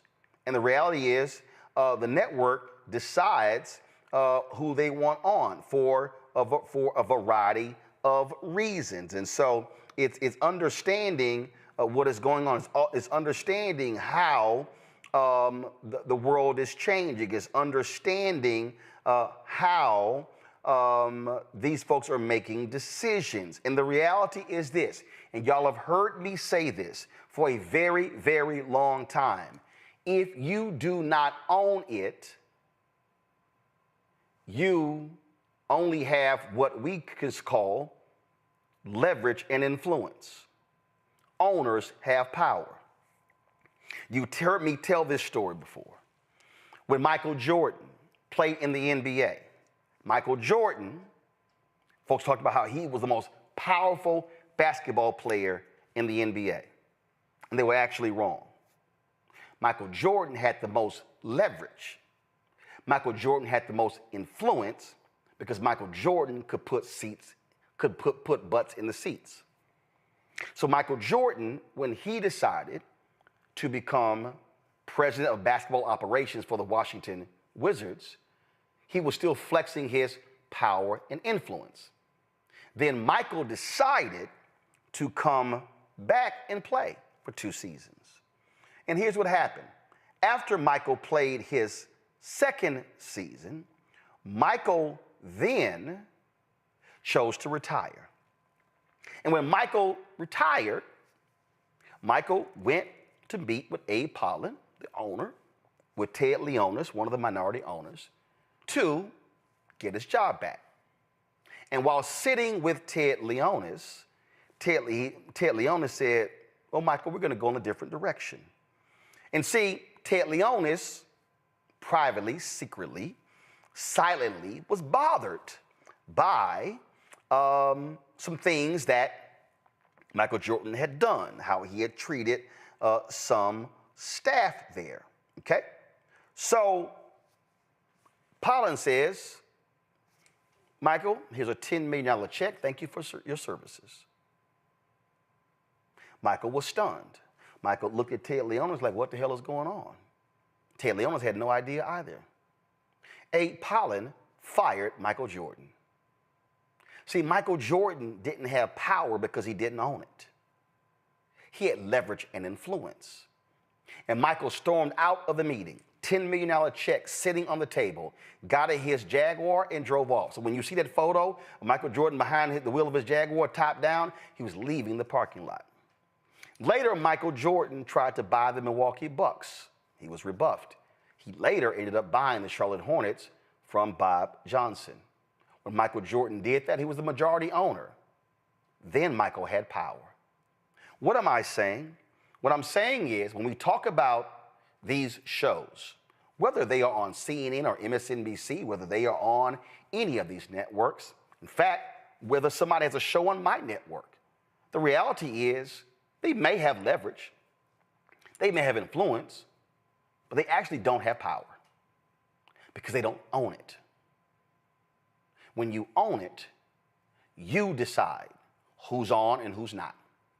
You decide how much they get paid, you decide what they do. And so we are here where we are because Frederick Douglass owned the North Star, because Robert Abbott owned the Chicago Defender, because the owners of the Pittsburgh Courier, the owners of Ebony, Jet was John H. Johnson. Earl Graves owned Black Enterprise. Ed Lewis and others owned Essence Magazine. I can go on and on and on. What we have to recognize is that it's important to have black voices in mainstream media. But the fact of the matter is, mainstream media, mainstream white media, largely led by white executives, are going to make decisions that they want to make.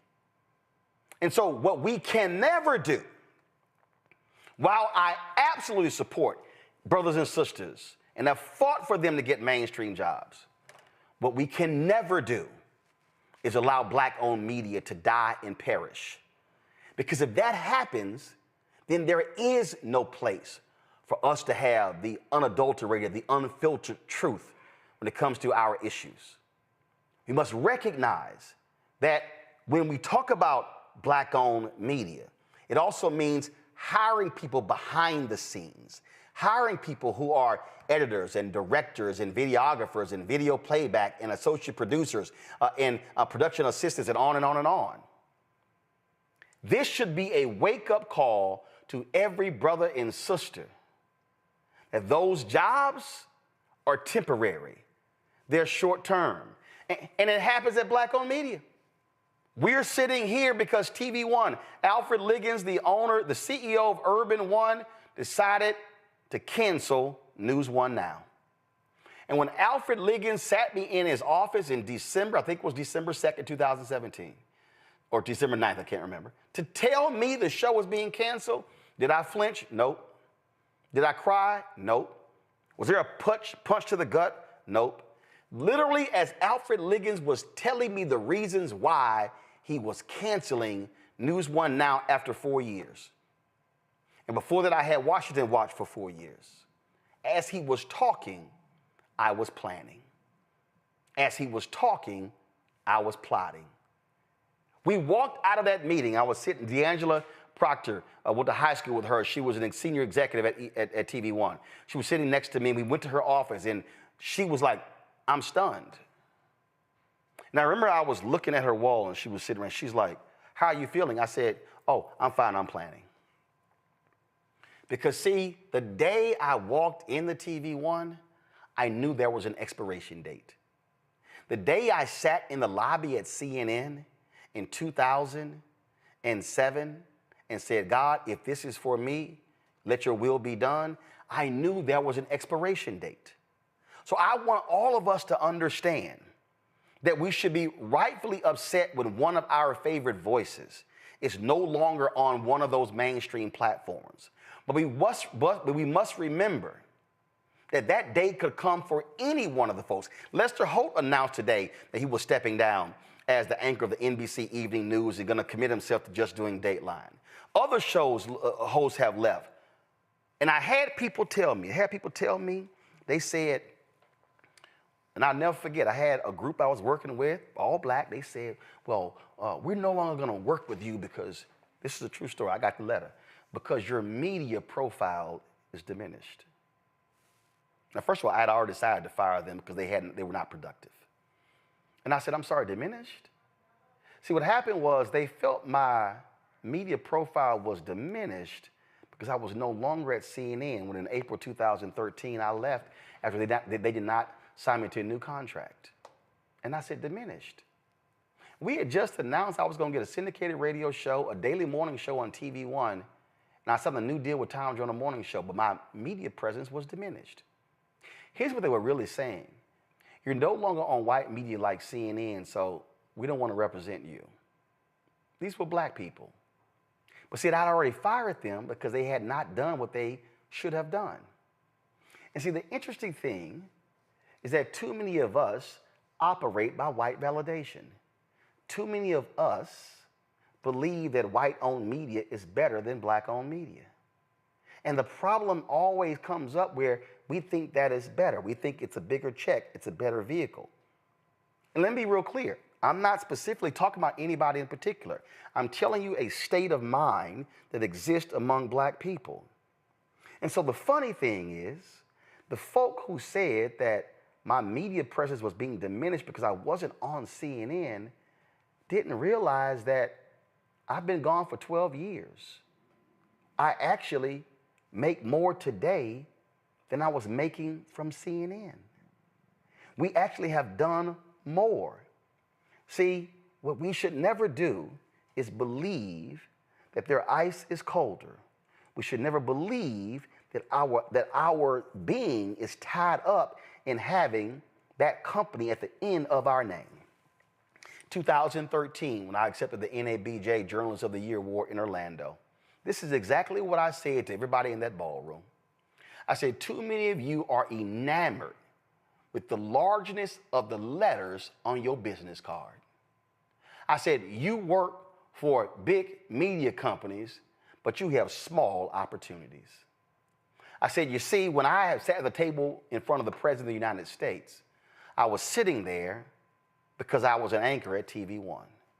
But there were black folks who were at NBC and CBS and ABC who had big jobs, but because they were not main anchors, they were not invited to the meeting at the White House. And I said to that audience, I would rather have a big opportunity at a smaller company than have a small opportunity at a big company. Do y'all realize that when we launched News One Now in November of 2013, I could not get an associate producer or a line producer at a major network to apply for my executive producer job at TV One because they said that was a lesser network. Here were folk who weren't even the executive producer, but they were so enamored with those call letters, NBC, CBS, ABC, Fox, MSNBC, CNN. They were enamored with those call letters. What I'm trying to get us to understand here is that folks should be upset that Joy Reid's voice will not be seen every night on MSNBC. They should be upset that they're not going to be able to see the different voices that she brought onto her show. They should be. But let me be perfectly clear. Joy Reid's name does not have to have MSNBC host at the end for her to be effective. Joy Reid does not have to have a primetime host on MSNBC to be relevant.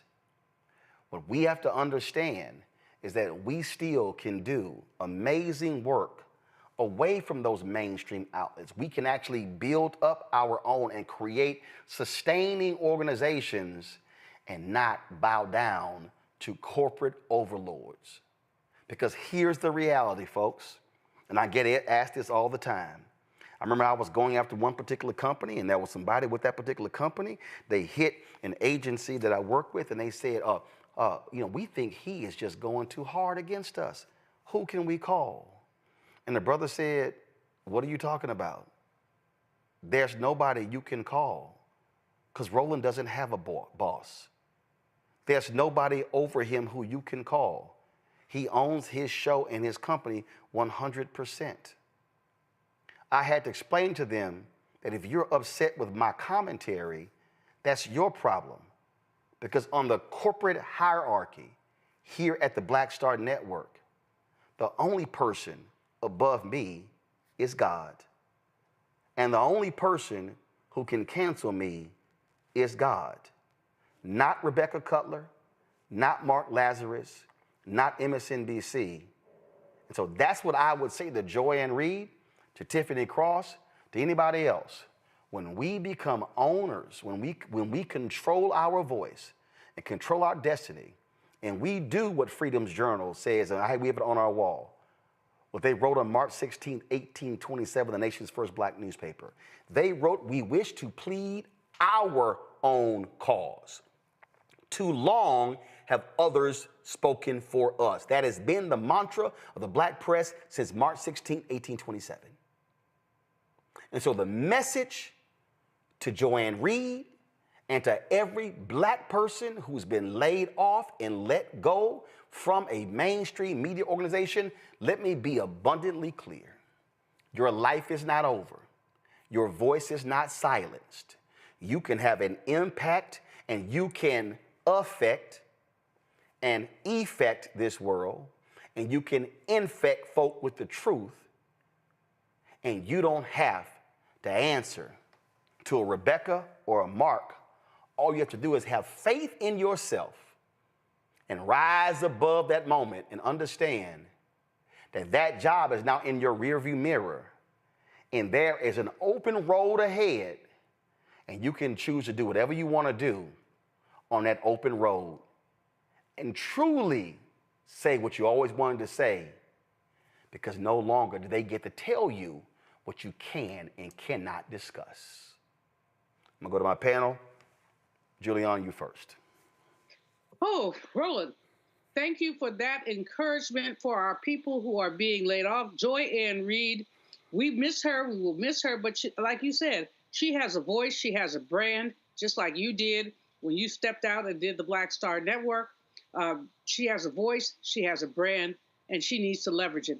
I was on the call last evening. There were tens of thousands of us on the call. Then what we're really talking about is taking stuff back. This 47 moment of this person who pretends to be the president of the United States, and because Democrats don't play as dirty as other people do, so we accept the results, even though we believe they're flawed. 4 million people basically voter suppressed. Had they been able to vote, what would have happened? But let's just say this is a moment for two things. One, for Black people to start working together. Too many of us have failed to. So now it's a coming together time. But the other thing, the other time it is a time for us to look at the strength of our organizations, the strength of what we have. I'm looking at Woodrow Wilson. I'm looking at Ronald Reagan. I'm looking at evil devils who have been presidents before, and I'm saying we survived it. We will survive. Derek? Yeah, I appreciate your words of encouragement as well, Roland. You're spot on. But I just want to be abundantly clear, because all day today, a lot of us was on that same call that you referenced. We were one of the 10,000. And people were talking about, well, because her Nielsen ratings and she didn't get the awards. And I keep telling folks, no. You go to the Nielsen ratings and you see her brand alone. Every time she went from one day or time slot, Joy Reid delivered. Her Nielsen ratings speak for itself. She gets so many awards. She just got an award, Image Award. And so I tell folks, stop pushing somebody else's narrative. This was strictly about power and control. And Roland, you're spot on. We don't need somebody else to validate us. Absolutely. John Quill. And my soror, Joy Reid, this particular season in your life is meant for you to use your God-given gifts, which is to be a voice, right? A voice that speaks up for our communities, for our peoples, a voice that speaks up against injustices, that calls out people in many of the same ways as Roland Martin does. But the difference is that now you have the opportunity to use your platform and your ability to impact millions of people by the means of ownership, and frankly, by any way that you want to. And so, I'll leave with this is that, when you're able to use your God-given gifts and you have the opportunity and the ability and the means to make a broader impact on your own terms, that is the way to go. And Roland Martin is 100% correct in ownership. That is the best thing that you can do with what you have and your gifts that you have. Whatever opportunities that you choose next, I know that they will be fantastic. And just know that we are all here supporting you and to keep fighting the good fight, because we need you. Folks, I want to play this because I think some folk need to be reminded of what happens when you step out on faith and when you don't worry about what other folk have to say.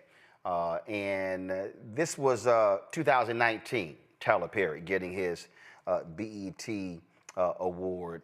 Listen to this, please. Sit down. I couldn't help but think about my mother. I remember being a kid, I was about 5 years old. She would take me into the projects with her when she played cards on Friday nights with a bunch of women. Now, these women didn't have more than a 12th grade education, but they were smart black women. They were powerful black women. They had great stories to tell. And I was a 5-year-old kid sitting there on the floor playing with my Matchbox cards, listening to them talk about their men, their relationships, and their pains. And when one of them would get really sad, another woman would come in and make a joke, and they'd all start laughing. I didn't know I was in a master class for my life.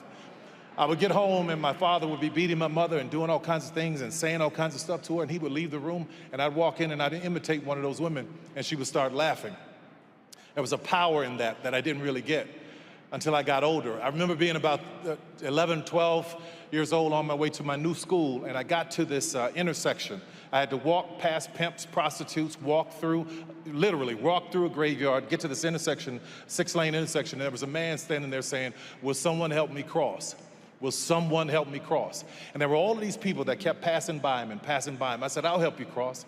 So he told me he was going to my school and he was going to sell candy there. That's how he made his living. So I helped him cross the street to get there. We became good friends. His name was Mr. Butler.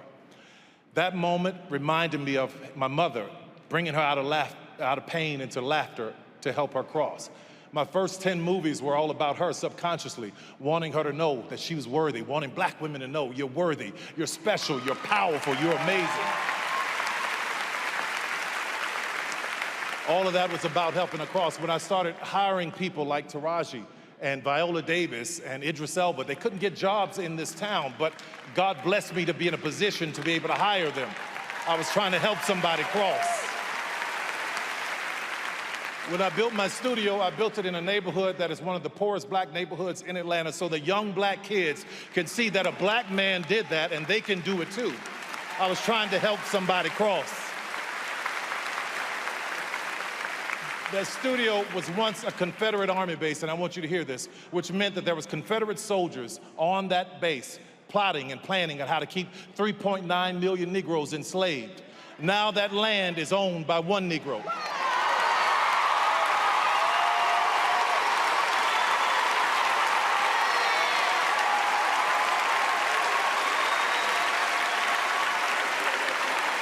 It's all about trying to help somebody cross. While everybody was fighting for a seat at the table, talking about Oscar so white, I said, y'all go ahead and do that. But while you fighting for a seat at the table, I'll be down in Atlanta building my own. Because what I know for sure is that if I could just build this table, God would prepare it for me in the presence of my enemies.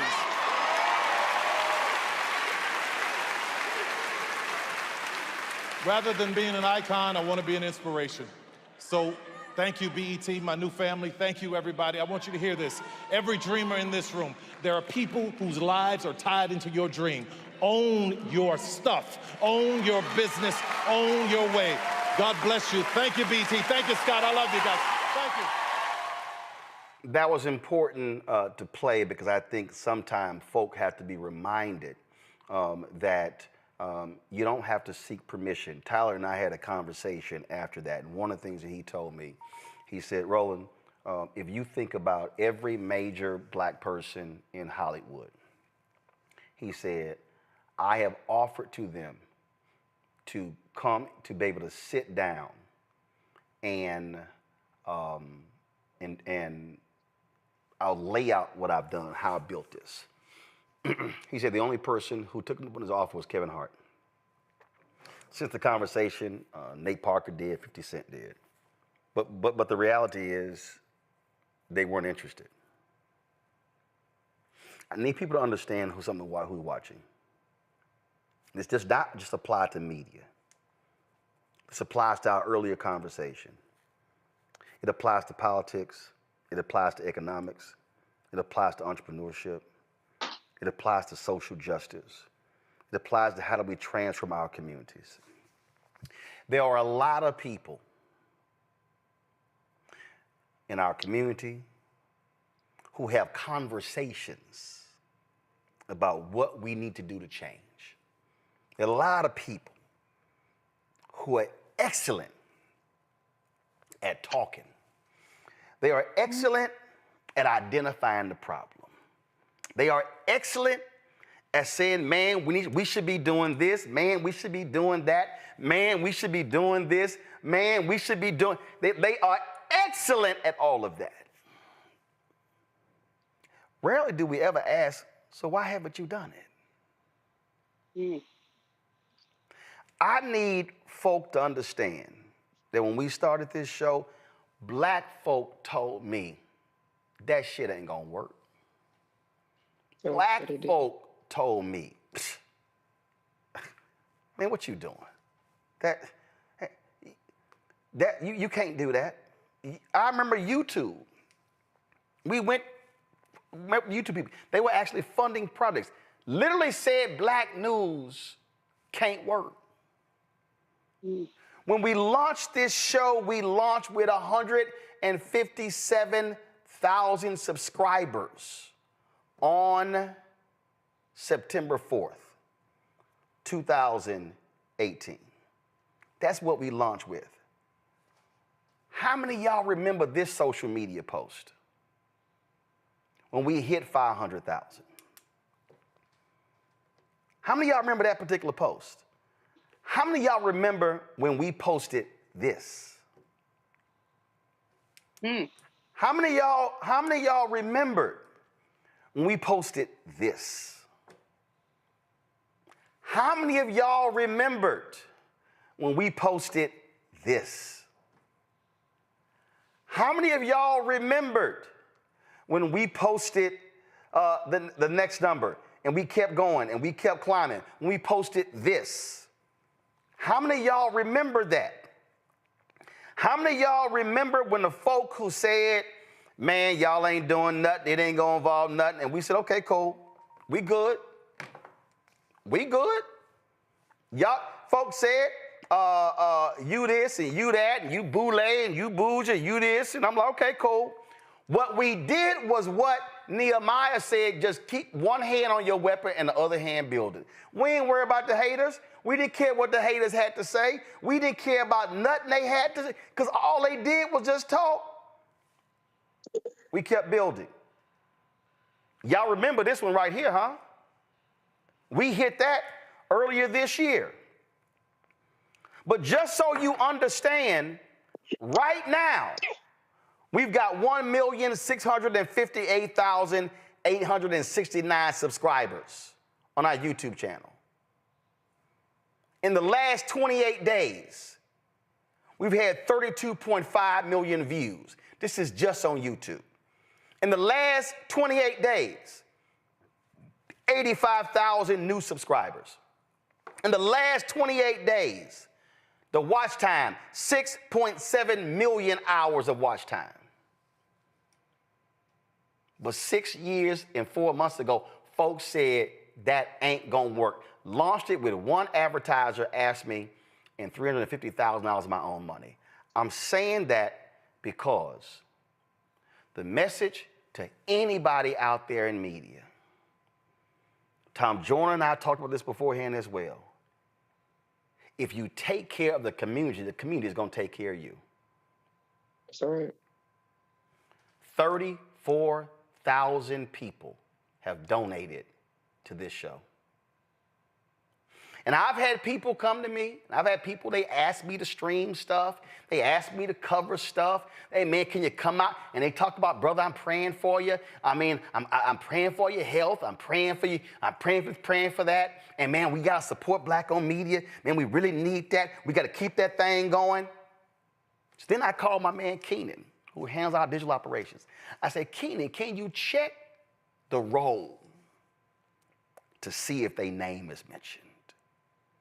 Keenan, can you check the roll to see if they donated? And 99.9% of the time, Keenan will hit me and be like, I don't see their name. Folk who will stand there and talk about, oh man, we gotta have this. It's amazing. We never see their name because they never gave. Now again, they want me to cover their stuff. They want me to show up. They want us to do this, but they ain't contributed nothing. They ain't done nothing. They ain't done any of that. And remember when I told y'all, remember when I told y'all why we need modern day Nehemiahs? And when I told y'all that history will always remember the folk who stood with you, not the folk like in Nehemiah, who was on the outside the gate saying, y'all can't do it. They're going to remember the builders. And if y'all think I'm lying, all you got to do is when you go to Nehemiah chapter 3, it says it right here. This gate was rebuilt by the sons of Hassaniah. They laid its beams and put its doors and bolts and bars in place. Then it says, Miramoth, son of Uriah, repaired the next section. And this who did the repairs for the next section. And it says the next section. And it says the Deshana gate was repaired by, boom. They laid its beams and put its doors with their bolts and bars in place. You read Nehemiah 3 and 4, it's going to tell you they name all of the people who helped rebuild the wall. So I hope y'all now understand why every Friday we run the names of the people. Control room, get it ready. We run the names of the people who gave 10,000, 5,000, 1,000, 500, 250, 200, 100, 50, 40, 30, 20, 10, 5, 1. They are the people who can take credit for helping build the Black Star Network. And when we as Black people take full accountability and are willing to put our money where our mouth is, if we are willing to actually engage in the action, there's nothing that we cannot build. And I can tell you right now, we can build a network as big as CNN, bigger than MSNBC, bigger than what's out here. We've got to first have the faith in God to do it. Second, the faith in ourselves. And thirdly, we got to be willing to do the work to build. So let me thank John Quell. Let me thank Derek. Let me thank Julian for being here. I appreciate it. I appreciate the folks who are on our panel every single night who make this possible. But I also want the folk watching to understand we can do it. Joy can do it. Tiffany can do it. Angela Rye can do it. We can all do it. And what also has to happen is folk also work together in concert to actually make it happen. Your support is critical to our success. So if you want to allow us to do what we do, contribute to our Bring the Funk fan club. We make it real simple. The target goal is to get 20,000 people contributing on average $50 each a year. It's $4.19 a month, 13 cents a day. You can do that by utilizing the Stripe QR code. Cash App cancel our accounts because we are an Inc., but you have to be an LLC. So if you want to contribute via Cash App, use the Stripe QR code. It's right there. Click the Cash App button to continue to contribute. You can send your check and money order, P.O. Box 57196, Washington, D.C., 20037-0196. PayPal, R. Martin Unfiltered. It's paypal.me/R. Martin Unfiltered. Put that in your signature, in your signature line in Google. Venmo is venmo.com/RM Unfiltered. Zelle, Roland@RolandSMartin.com, Roland@RolandMartinUnfiltered.com. If you want to get my book, White Fear, How the Browning of America is Making White Folks Lose Their Minds, when you buy that book, that money is vested back into the show. Bookstores, you can get it, or also get the audio version unaudible. When you get our merchandise, the money from merchandise goes back into the show. And so go to RolandMartin.creator-spring.com for the actual merchandise as well. And download our Black Star Network app, Apple phone, Android phone, Apple TV, Android TV, Roku, Amazon Fire TV, Xbox One, Samsung Smart TV. Tell your friends and family to subscribe to our channel. We want to hit 2 million subscribers. So just go to youtube.com/Roland S. Martin, click subscribe. That's all they got to do. And so that's because we launched a new show with Jameer Burley and Bria Baker. I want to launch 3 other shows this year, and this is what it's all about.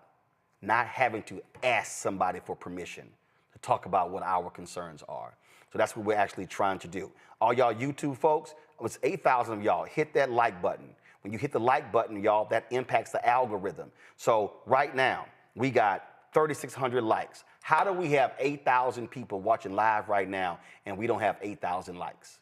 Now, I know some haters in there. We should easily have 6,000 or 7,000 likes. So y'all should be hitting that like button before I sign off. Now, I put this commercial together because here's the deal. I don't know what Joy's next thing is. I don't know if she's launching a daily show. I don't know. I'll get that update. But here's the deal. We put this together for the folk who, if you watch her show every night, guess what? Want to turn MSNBC off? And you know what? We here every single night. Roll it.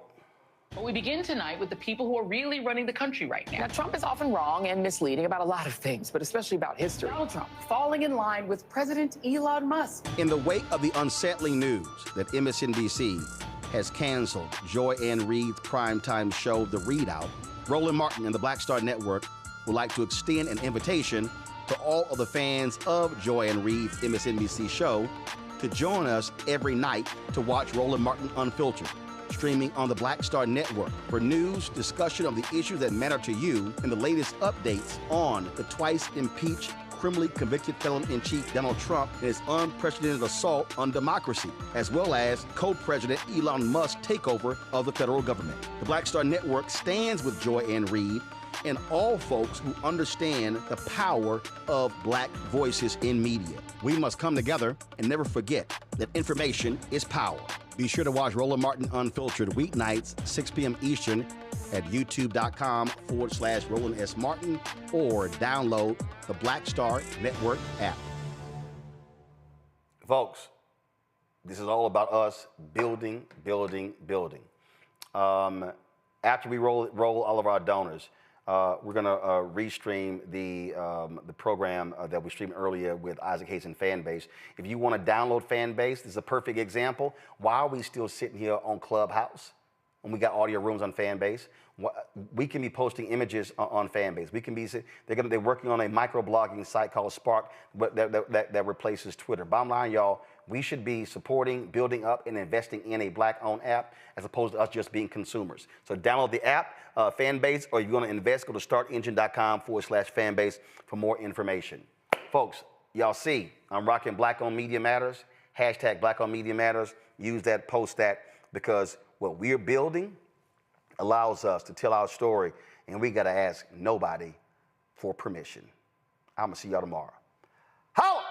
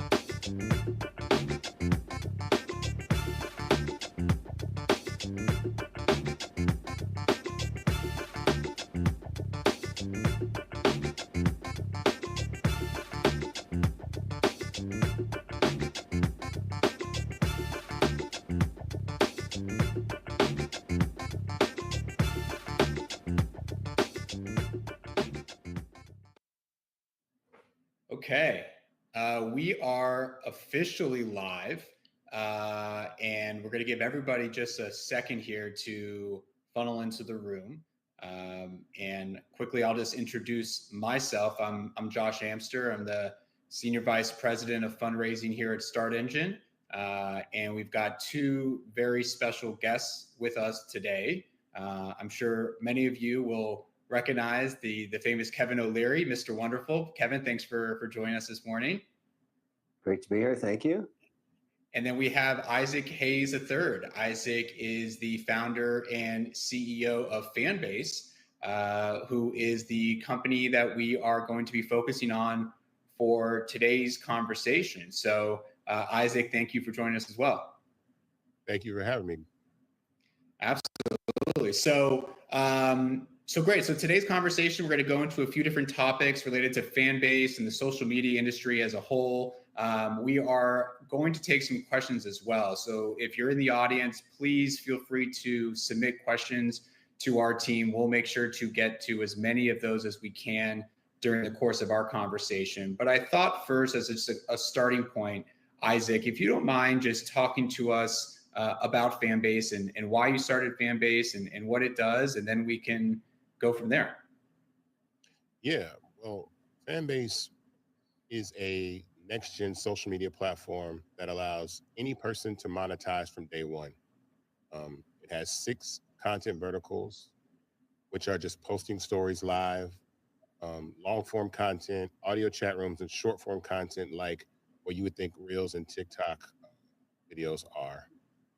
And it's monetized for every single person on the planet. I wanted to remove the barriers that creators have to monetize content, and I wanted to create something that did not suppress the visibility and reach of people that use social media just based on the fact that sometimes advertising gets in the way and limits the reach of creators online. I saw a creator go viral. I felt like we needed something that allowed any person on the planet to become a content creator, either by intention or by just using the platform and discovering that ability. So we started with in-app purchase peer-to-peer subscription. So Fanbase was the first app that actually allowed another human being to subscribe to another human being using in-app purchase capability, not a credit card, but in-app purchase. So before then, you would have to use a credit card, or you could only subscribe to platforms like Spotify, Netflix. But I wanted that the ability to turn everybody basically into their own on-demand stream services. So that's what Fanbase is about.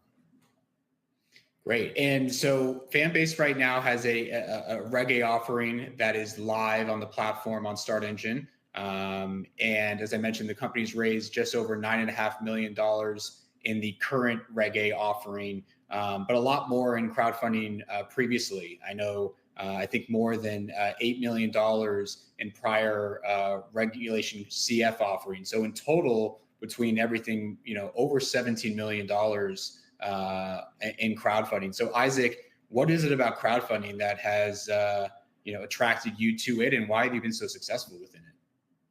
Well, a couple things. It was a necessity at the time because we were kind of in COVID. We weren't able to move. But I also think that having a product already built, like we already had an MVP, I'd already paid for the platform to exist and spent money building an MVP. And so I feel like when you're raising capital, and people have something that's tangible and they can use and assess for themselves to decide if they want to invest their money in it, it's good. And I always say nothing speaks better for Fanbase than the product itself. It's not me, it's the amazing people that built the platform that continue to do that. And I know people invest in founders, but I also think that Fanbase speaks for itself when you actually use the platform. And it also builds in a community of people that want to help support and build something. Typically, offerings like this in early stage tech companies are available to accredited investors, angels, high net worth individuals. And so allowing people to have a shot to invest in a tech startup, which can scale, pretty large, I think is enticing for people because a lot of people never get a shot at this type of situation. And so I think it's extremely advantageous that people really take a look at Fanbase and understand the opportunity that's in front of them. Because then you have advocates, you have people that actually support content creators that can actually own equity in a platform that they use. And a lot of people, there are quite a few people that have invested in Fanbase and already made back money that they've invested in Fanbase by using the app. And that's remarkable because it's doing the job it's supposed to do. Very interesting. Now, I know TikTok has been in and around the news a lot recently, and Kevin, you've been very involved in that discussion in the news cycle. Just a fun stat, since the TikTok ban that was in place, that helped Fanbase dramatically. I think almost $4 million was raised by the company since that ban was put into effect, and then obviously delayed. But Kevin, what is it that got you just interested in this space and looking at a TikTok purchase? What is it about the social media space as a whole that, from an investor standpoint, people should be looking at? Well, I would go back up to 30,000 feet and go back maybe 3 years ago, just pre-pandemic. I have over 54 private company investments in all 11 sectors of the economy. And we know pretty well, these are private, so what matters is revenue and free cash flow in each case. So we have a pretty good idea of where the pain points are in each business, no matter if it's insecticide or commercial kitchens for airlines or wireless charging. They have two challenges always. How do they acquire new customers? And they call that CAC these days, customer acquisition cost. And how do they best spend their advertising dollars, ROAS, return on ad spend? Those are two metrics that have become within the nomenclature of every sector of the economy now. I don't care if you're Nike, you care about that. And social media in the last 3 years is the fastest growing spend for acquiring customers and maintaining communities. And so what's very difficult to do and I think Fanbase has achieved that, is to get some kind of critical mass, to actually form a community that advertises to itself effectively. It says, look, this platform, I'm a creator on this platform, and I monetize on it. And it's worth my time when I get up in the morning and spend my 18 hours a day doing whatever I do, because this is a giant digital community It has choices. It can go to any social media site, TikTok included, or Instagram or Facebook or LinkedIn even, or X, whatever, and monetize their business, grow their business, form a community, and figure out a way to live off it. It's actually turning into the fastest growing part of the economy and job creation. And even Congress has started to notice it because the market caps of these companies are over $1 trillion. So you have to try and find, from the investment perspective of this deal, if you can catch the wave early enough and it continues to get scale, because it's like almost like a supernova. It creates its own energy. At some point, there's the critical mass tipping point. And I think that's kind of the story here, and why it's now, whether or not TikTok makes a difference, it may go dark on April 5th. We don't know. But this is achieving success while TikTok's still around. So every social media platform, if TikTok gets shut down, it'll be jump ball for users. So you want to have some level of critical mass the day that occurs, if it occurs, and nobody knows for sure what's going to happen here. But it does show you the importance of building a community where people trust the platform regarding their personal information and their ability to monetize it, because that's what got TikTok in trouble in the first place. And I think that's something that Fanbase has obviously taken to another level by turning their users into investors, right, through the equity crowdfunding solution. Isaac, talk to us a little bit about this, the brands that is Fanbase, and how big that community is, and just how strong that community is, given everything that you've done in your guys' past. Yeah, so we have over 1.4 million users on the platform. A lot of those came in January just because of that brief ban, and it's brought our MAU up to over 600,000 in January. And so it's really brought a lot of attention to the platform and introduced people to options. I think another thing that really is attractive for Fanbase is the ability to migrate your content. We built something called a content migrator.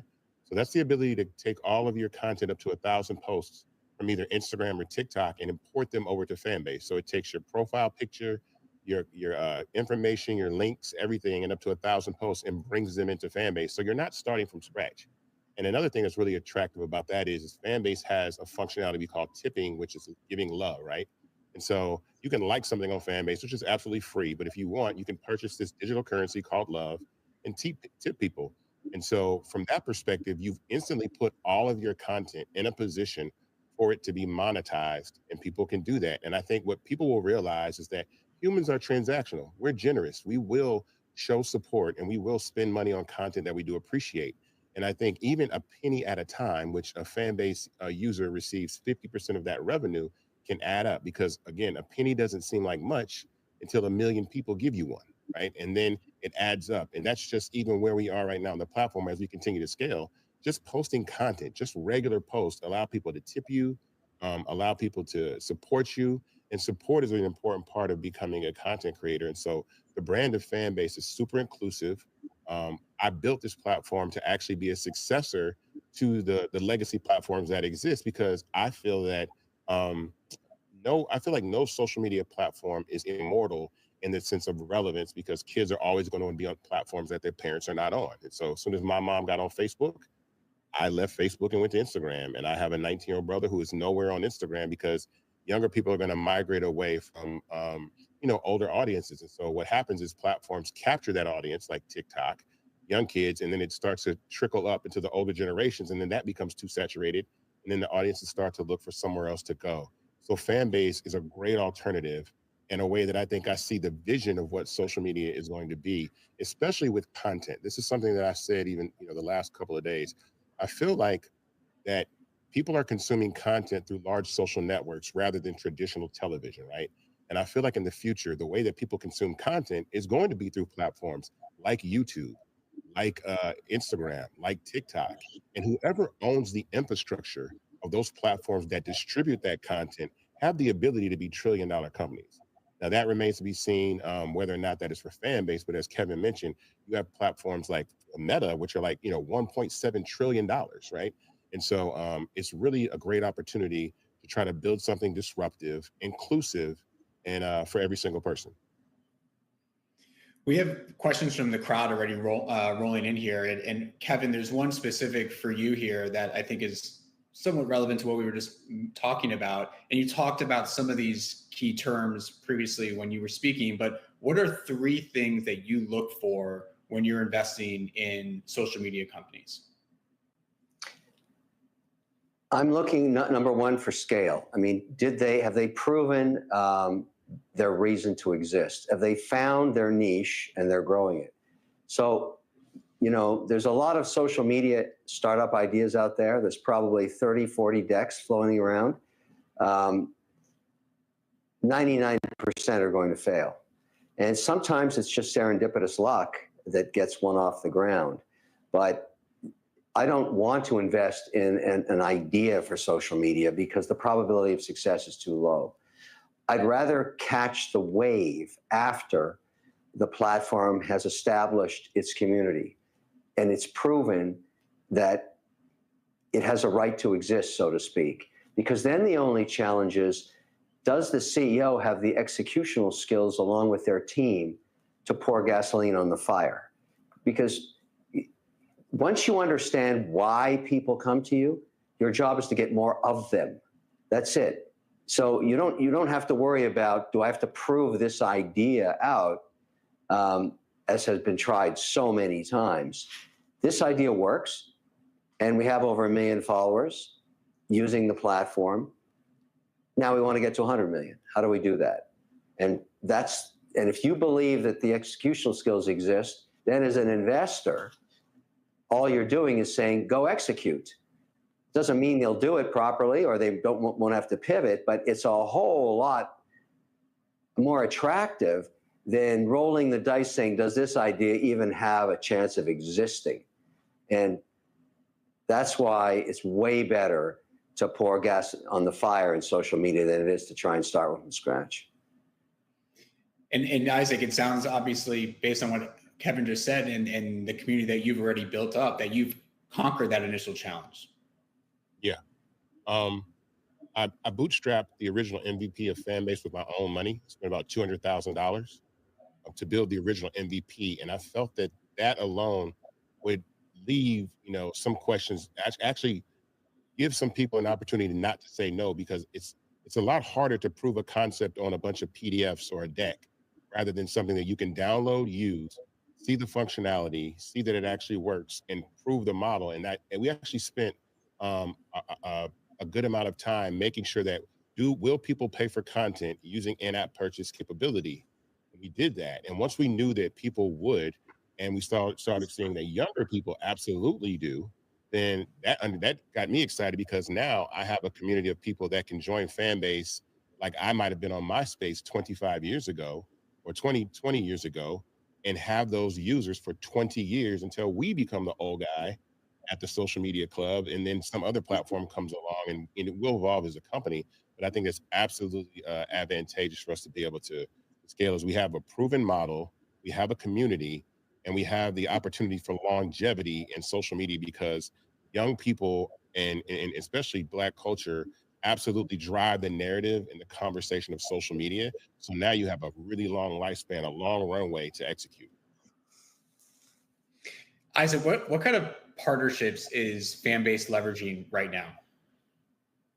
Oh, well, one of the things that we're really looking into is creative ways to actually do advertising. Advertising is a huge part of social media. And one of the things that I talk about not actually interfering with the user experience is partnering with brands. So brands are able to create partnerships with Fanbase to market and promote their concepts, even through audio, with something we call brand audio on the web. And so we took our audio rooms, right, and we put them on the web, and that accomplishes a really good task. Number one, it allows a lot more people to listen to the conversation online, because it's available on your laptop, it's available on your phone without even having to download Fanbase. But then it also creates the opportunity to advertise, create call to action buttons, create opportunities for people to engage and create events and moments.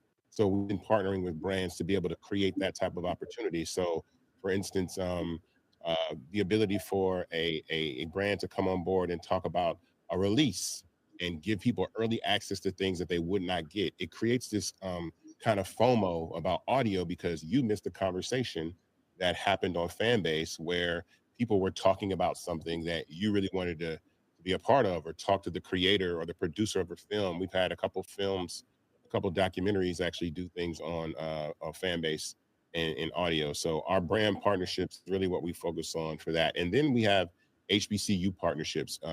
We partnered with Apple's Propel for HBCU students right here in Atlanta, Georgia. And I think that's also critical because it gives an opportunity for young people to get a look inside of a tech company, to actually touch and be a part of something and understand what's going on under the hood and inspire them to build great things and great products and great software as well. I think we need to get Mr. Wonderful a Fanbase account so he can do his guitar jam sessions for the public and get some tips flowing in his direction. I think, Kevin, you probably would like that, wouldn't you? Yeah, I wanted to ask Isaac, by the way, I said this earlier before we went live, I'm a huge fan of Isaac Hayes, the album from way back, I think it was in the late 60s. What you're talking about. Yeah, I still have it on vinyl, and the reason it's crazy, I just played it a couple of nights ago for my kids. They went nuts. They loved it. And so it just shows you everything old comes back again. So here it is. But I wanted to make sure that you maybe, if you can, I don't know about the quiet period, talk about how Fanbase makes money for Fanbase. Yeah, so how Fanbase makes money is we receive 20% of all revenue of in-app purchases, right, that come through. So every person, and that adds up, per user, that gives us an opportunity. Users receive 50% of the revenue, Fanbase gets 20%, but also there's the ability to also do these transactions online on the web, right? And when you're on the web, that increases our rev share to 50% of what comes through the door of any creator. So we have this online ability for creators to monetize that way, and Fanbase receives 50% of the revenue. And then on platforms like Google Play and the App Store, we receive 20% of that revenue. But again, when you're thinking of scaling this to tens of millions to hundreds of millions of users, that's a lot of opportunity for revenue as well. And then the in-app purchase part of even purchasing those loves, that digital currency, the way to tip, that's also. And then again, once we find and really build creative ways to make advertising possible without interrupting the user experience, that adds another layer of monetization. And then there's some other things that are built underneath that we haven't talked about in the future for other ways for the company to really make a large amount of money, revenue, just based on the way that we pay creators and how creators get paid, creative ways to do that as well. Kevin, as an investor, what excites you about the expanding social economy? And, what kind of opportunities do you see within this space right now? It's growing faster than traditional media. In some cases, significantly faster. You always want to go as an investor to where the advertising dollars go. I mean, you got to look at it this way. You got over 300 million consumers domestically. They're awake maybe 14 hours a day. How many minutes of their eyeball time do you get, and where do they go? Because that's where the advertising dollars go to acquire them as customers. And we look at this data every Tuesday. We use every single possible form of media to advertise, from traditional, linear television to streaming services to every single social media platform that can prove to us, a low CAC and a high ROAS. And so we're constantly looking. And so I just look at each Tuesday, what percentage of the spend of the aggregate companies across all 11 sectors is going where? And there's no question about it. I don't care who you are, if you're an S&P 500 company or you're just a startup selling insecticide. Digital spend, which used to be maybe 20% 7 years ago, is 50% now, and maybe going higher. When companies spend more than $50,000 a month, they tend to use remnant streaming and television for a portion of it. If they're under $50,000 a month, it's practically all digital. So Facebook, Google, Fanbase, TikTok, and whatever is working for them, whichever has the lowest CAC. You can watch this like an ocean of capital moving around, and it's huge dollars. It's huge dollars. And so, you know, if you're just a traditional investor and you want exposure to this portion of the economy, you have to find companies like Fanbase and put them in your portfolio, along with other ideas too. But as I said earlier, you want it slightly de-risked. Did they prove they can get 1 million, you know, people engaged on the platform? Doesn't mean they monetize all 1 million, but the fact that they have 1 million means there's no reason they can't have 100 million unless they screw it up. That's how it works. That's how traditionally it works. Whatever got the first 1 million should be able to get the next 99. You just need executional skills. And on that point, Isaac, one of the questions coming in from the audience is, how is Fanbase going to achieve that velocity, that growth velocity that Kevin's mentioned? You know, what are the plans? Well, one of the things that we're focusing enormously on is retention. Retention is really, you know, the key to scaling a community. Is once you find that perfect recipe of what holds people on a platform longer, like what Kevin was speaking about earlier, is like, how long do people stay on these platforms? This is a battle for people's attention and eyeballs. Like, the average person spends about between 30 to 36 minutes a day on Fanbase, right? And the amazing part about that is that's up there with platforms like YouTube, up there with platforms like Instagram and TikTok. I think audio is a real big addition to that holds people, because people are sitting on the platform all day having these audio conversations. And so we're looking for that sweet spot of retention. So those are things that the functionality that people want, the functionality that people are used to, and then also being innovative, like really creating great product. But once you nail retention and got it, now you can market, because you know that no matter who comes in your platform, you're going to keep a percentage of those people regardless, because you got that retention recipe that just you rinse and repeat. You keep doing over and over and over again, and that allows you to scale. So right now, especially these next 2 quarters, as we close this raise, we're going to continue to focus so much and just really making retention super, super hot. Amazing.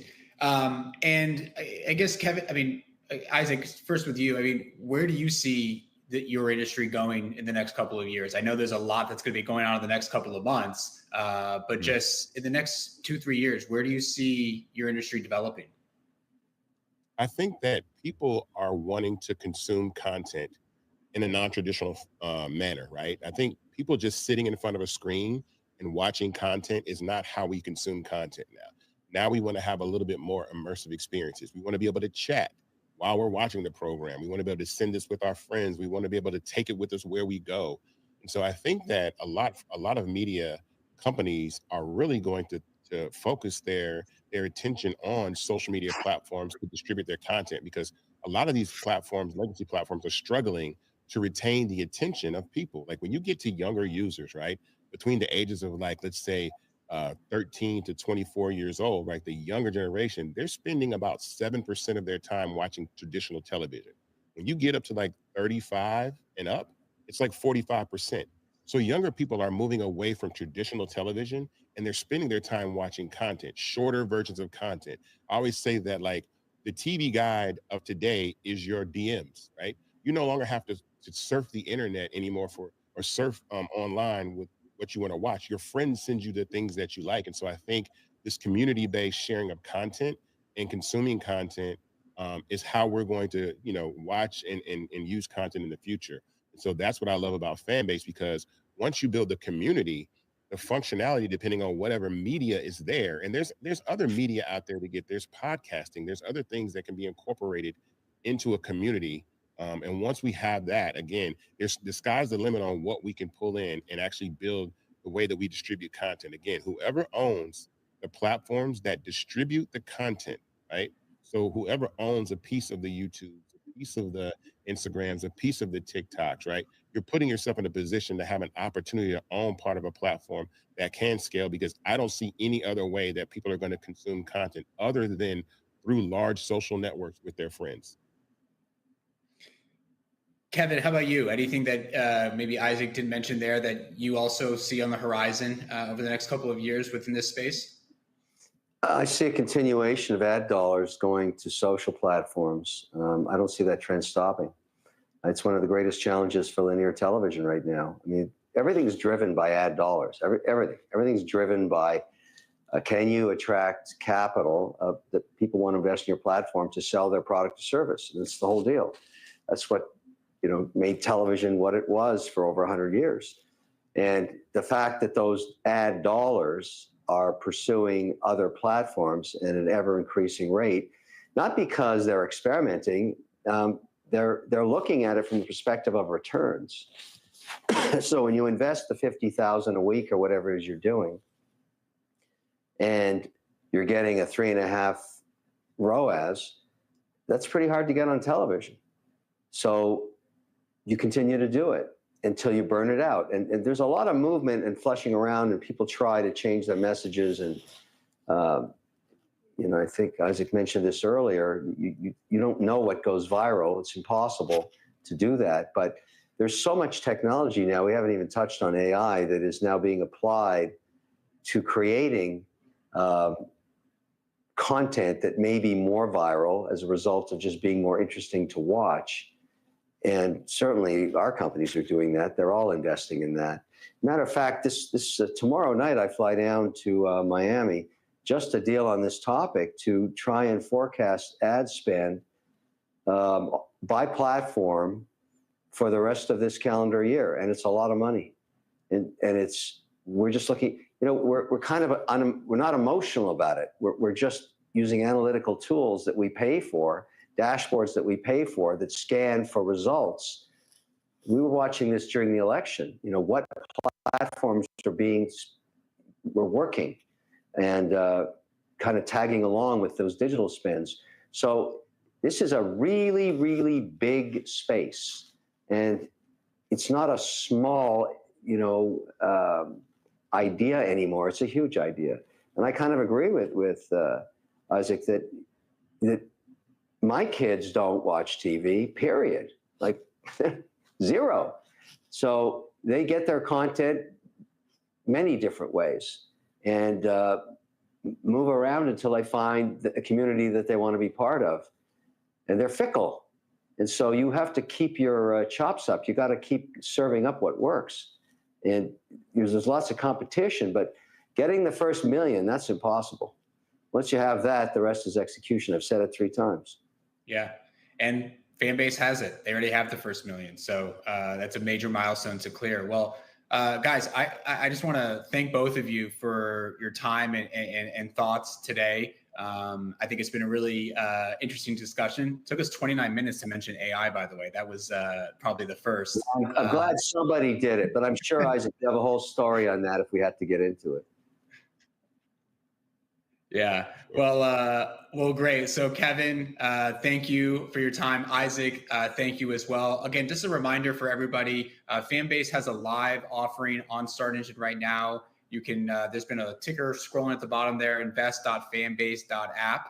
You can go there and learn more about the offering. But I just want to thank both of you again for your time, and I hope you both have a great rest of your day and a great week. Thank you. Okay, thanks everybody. Take care.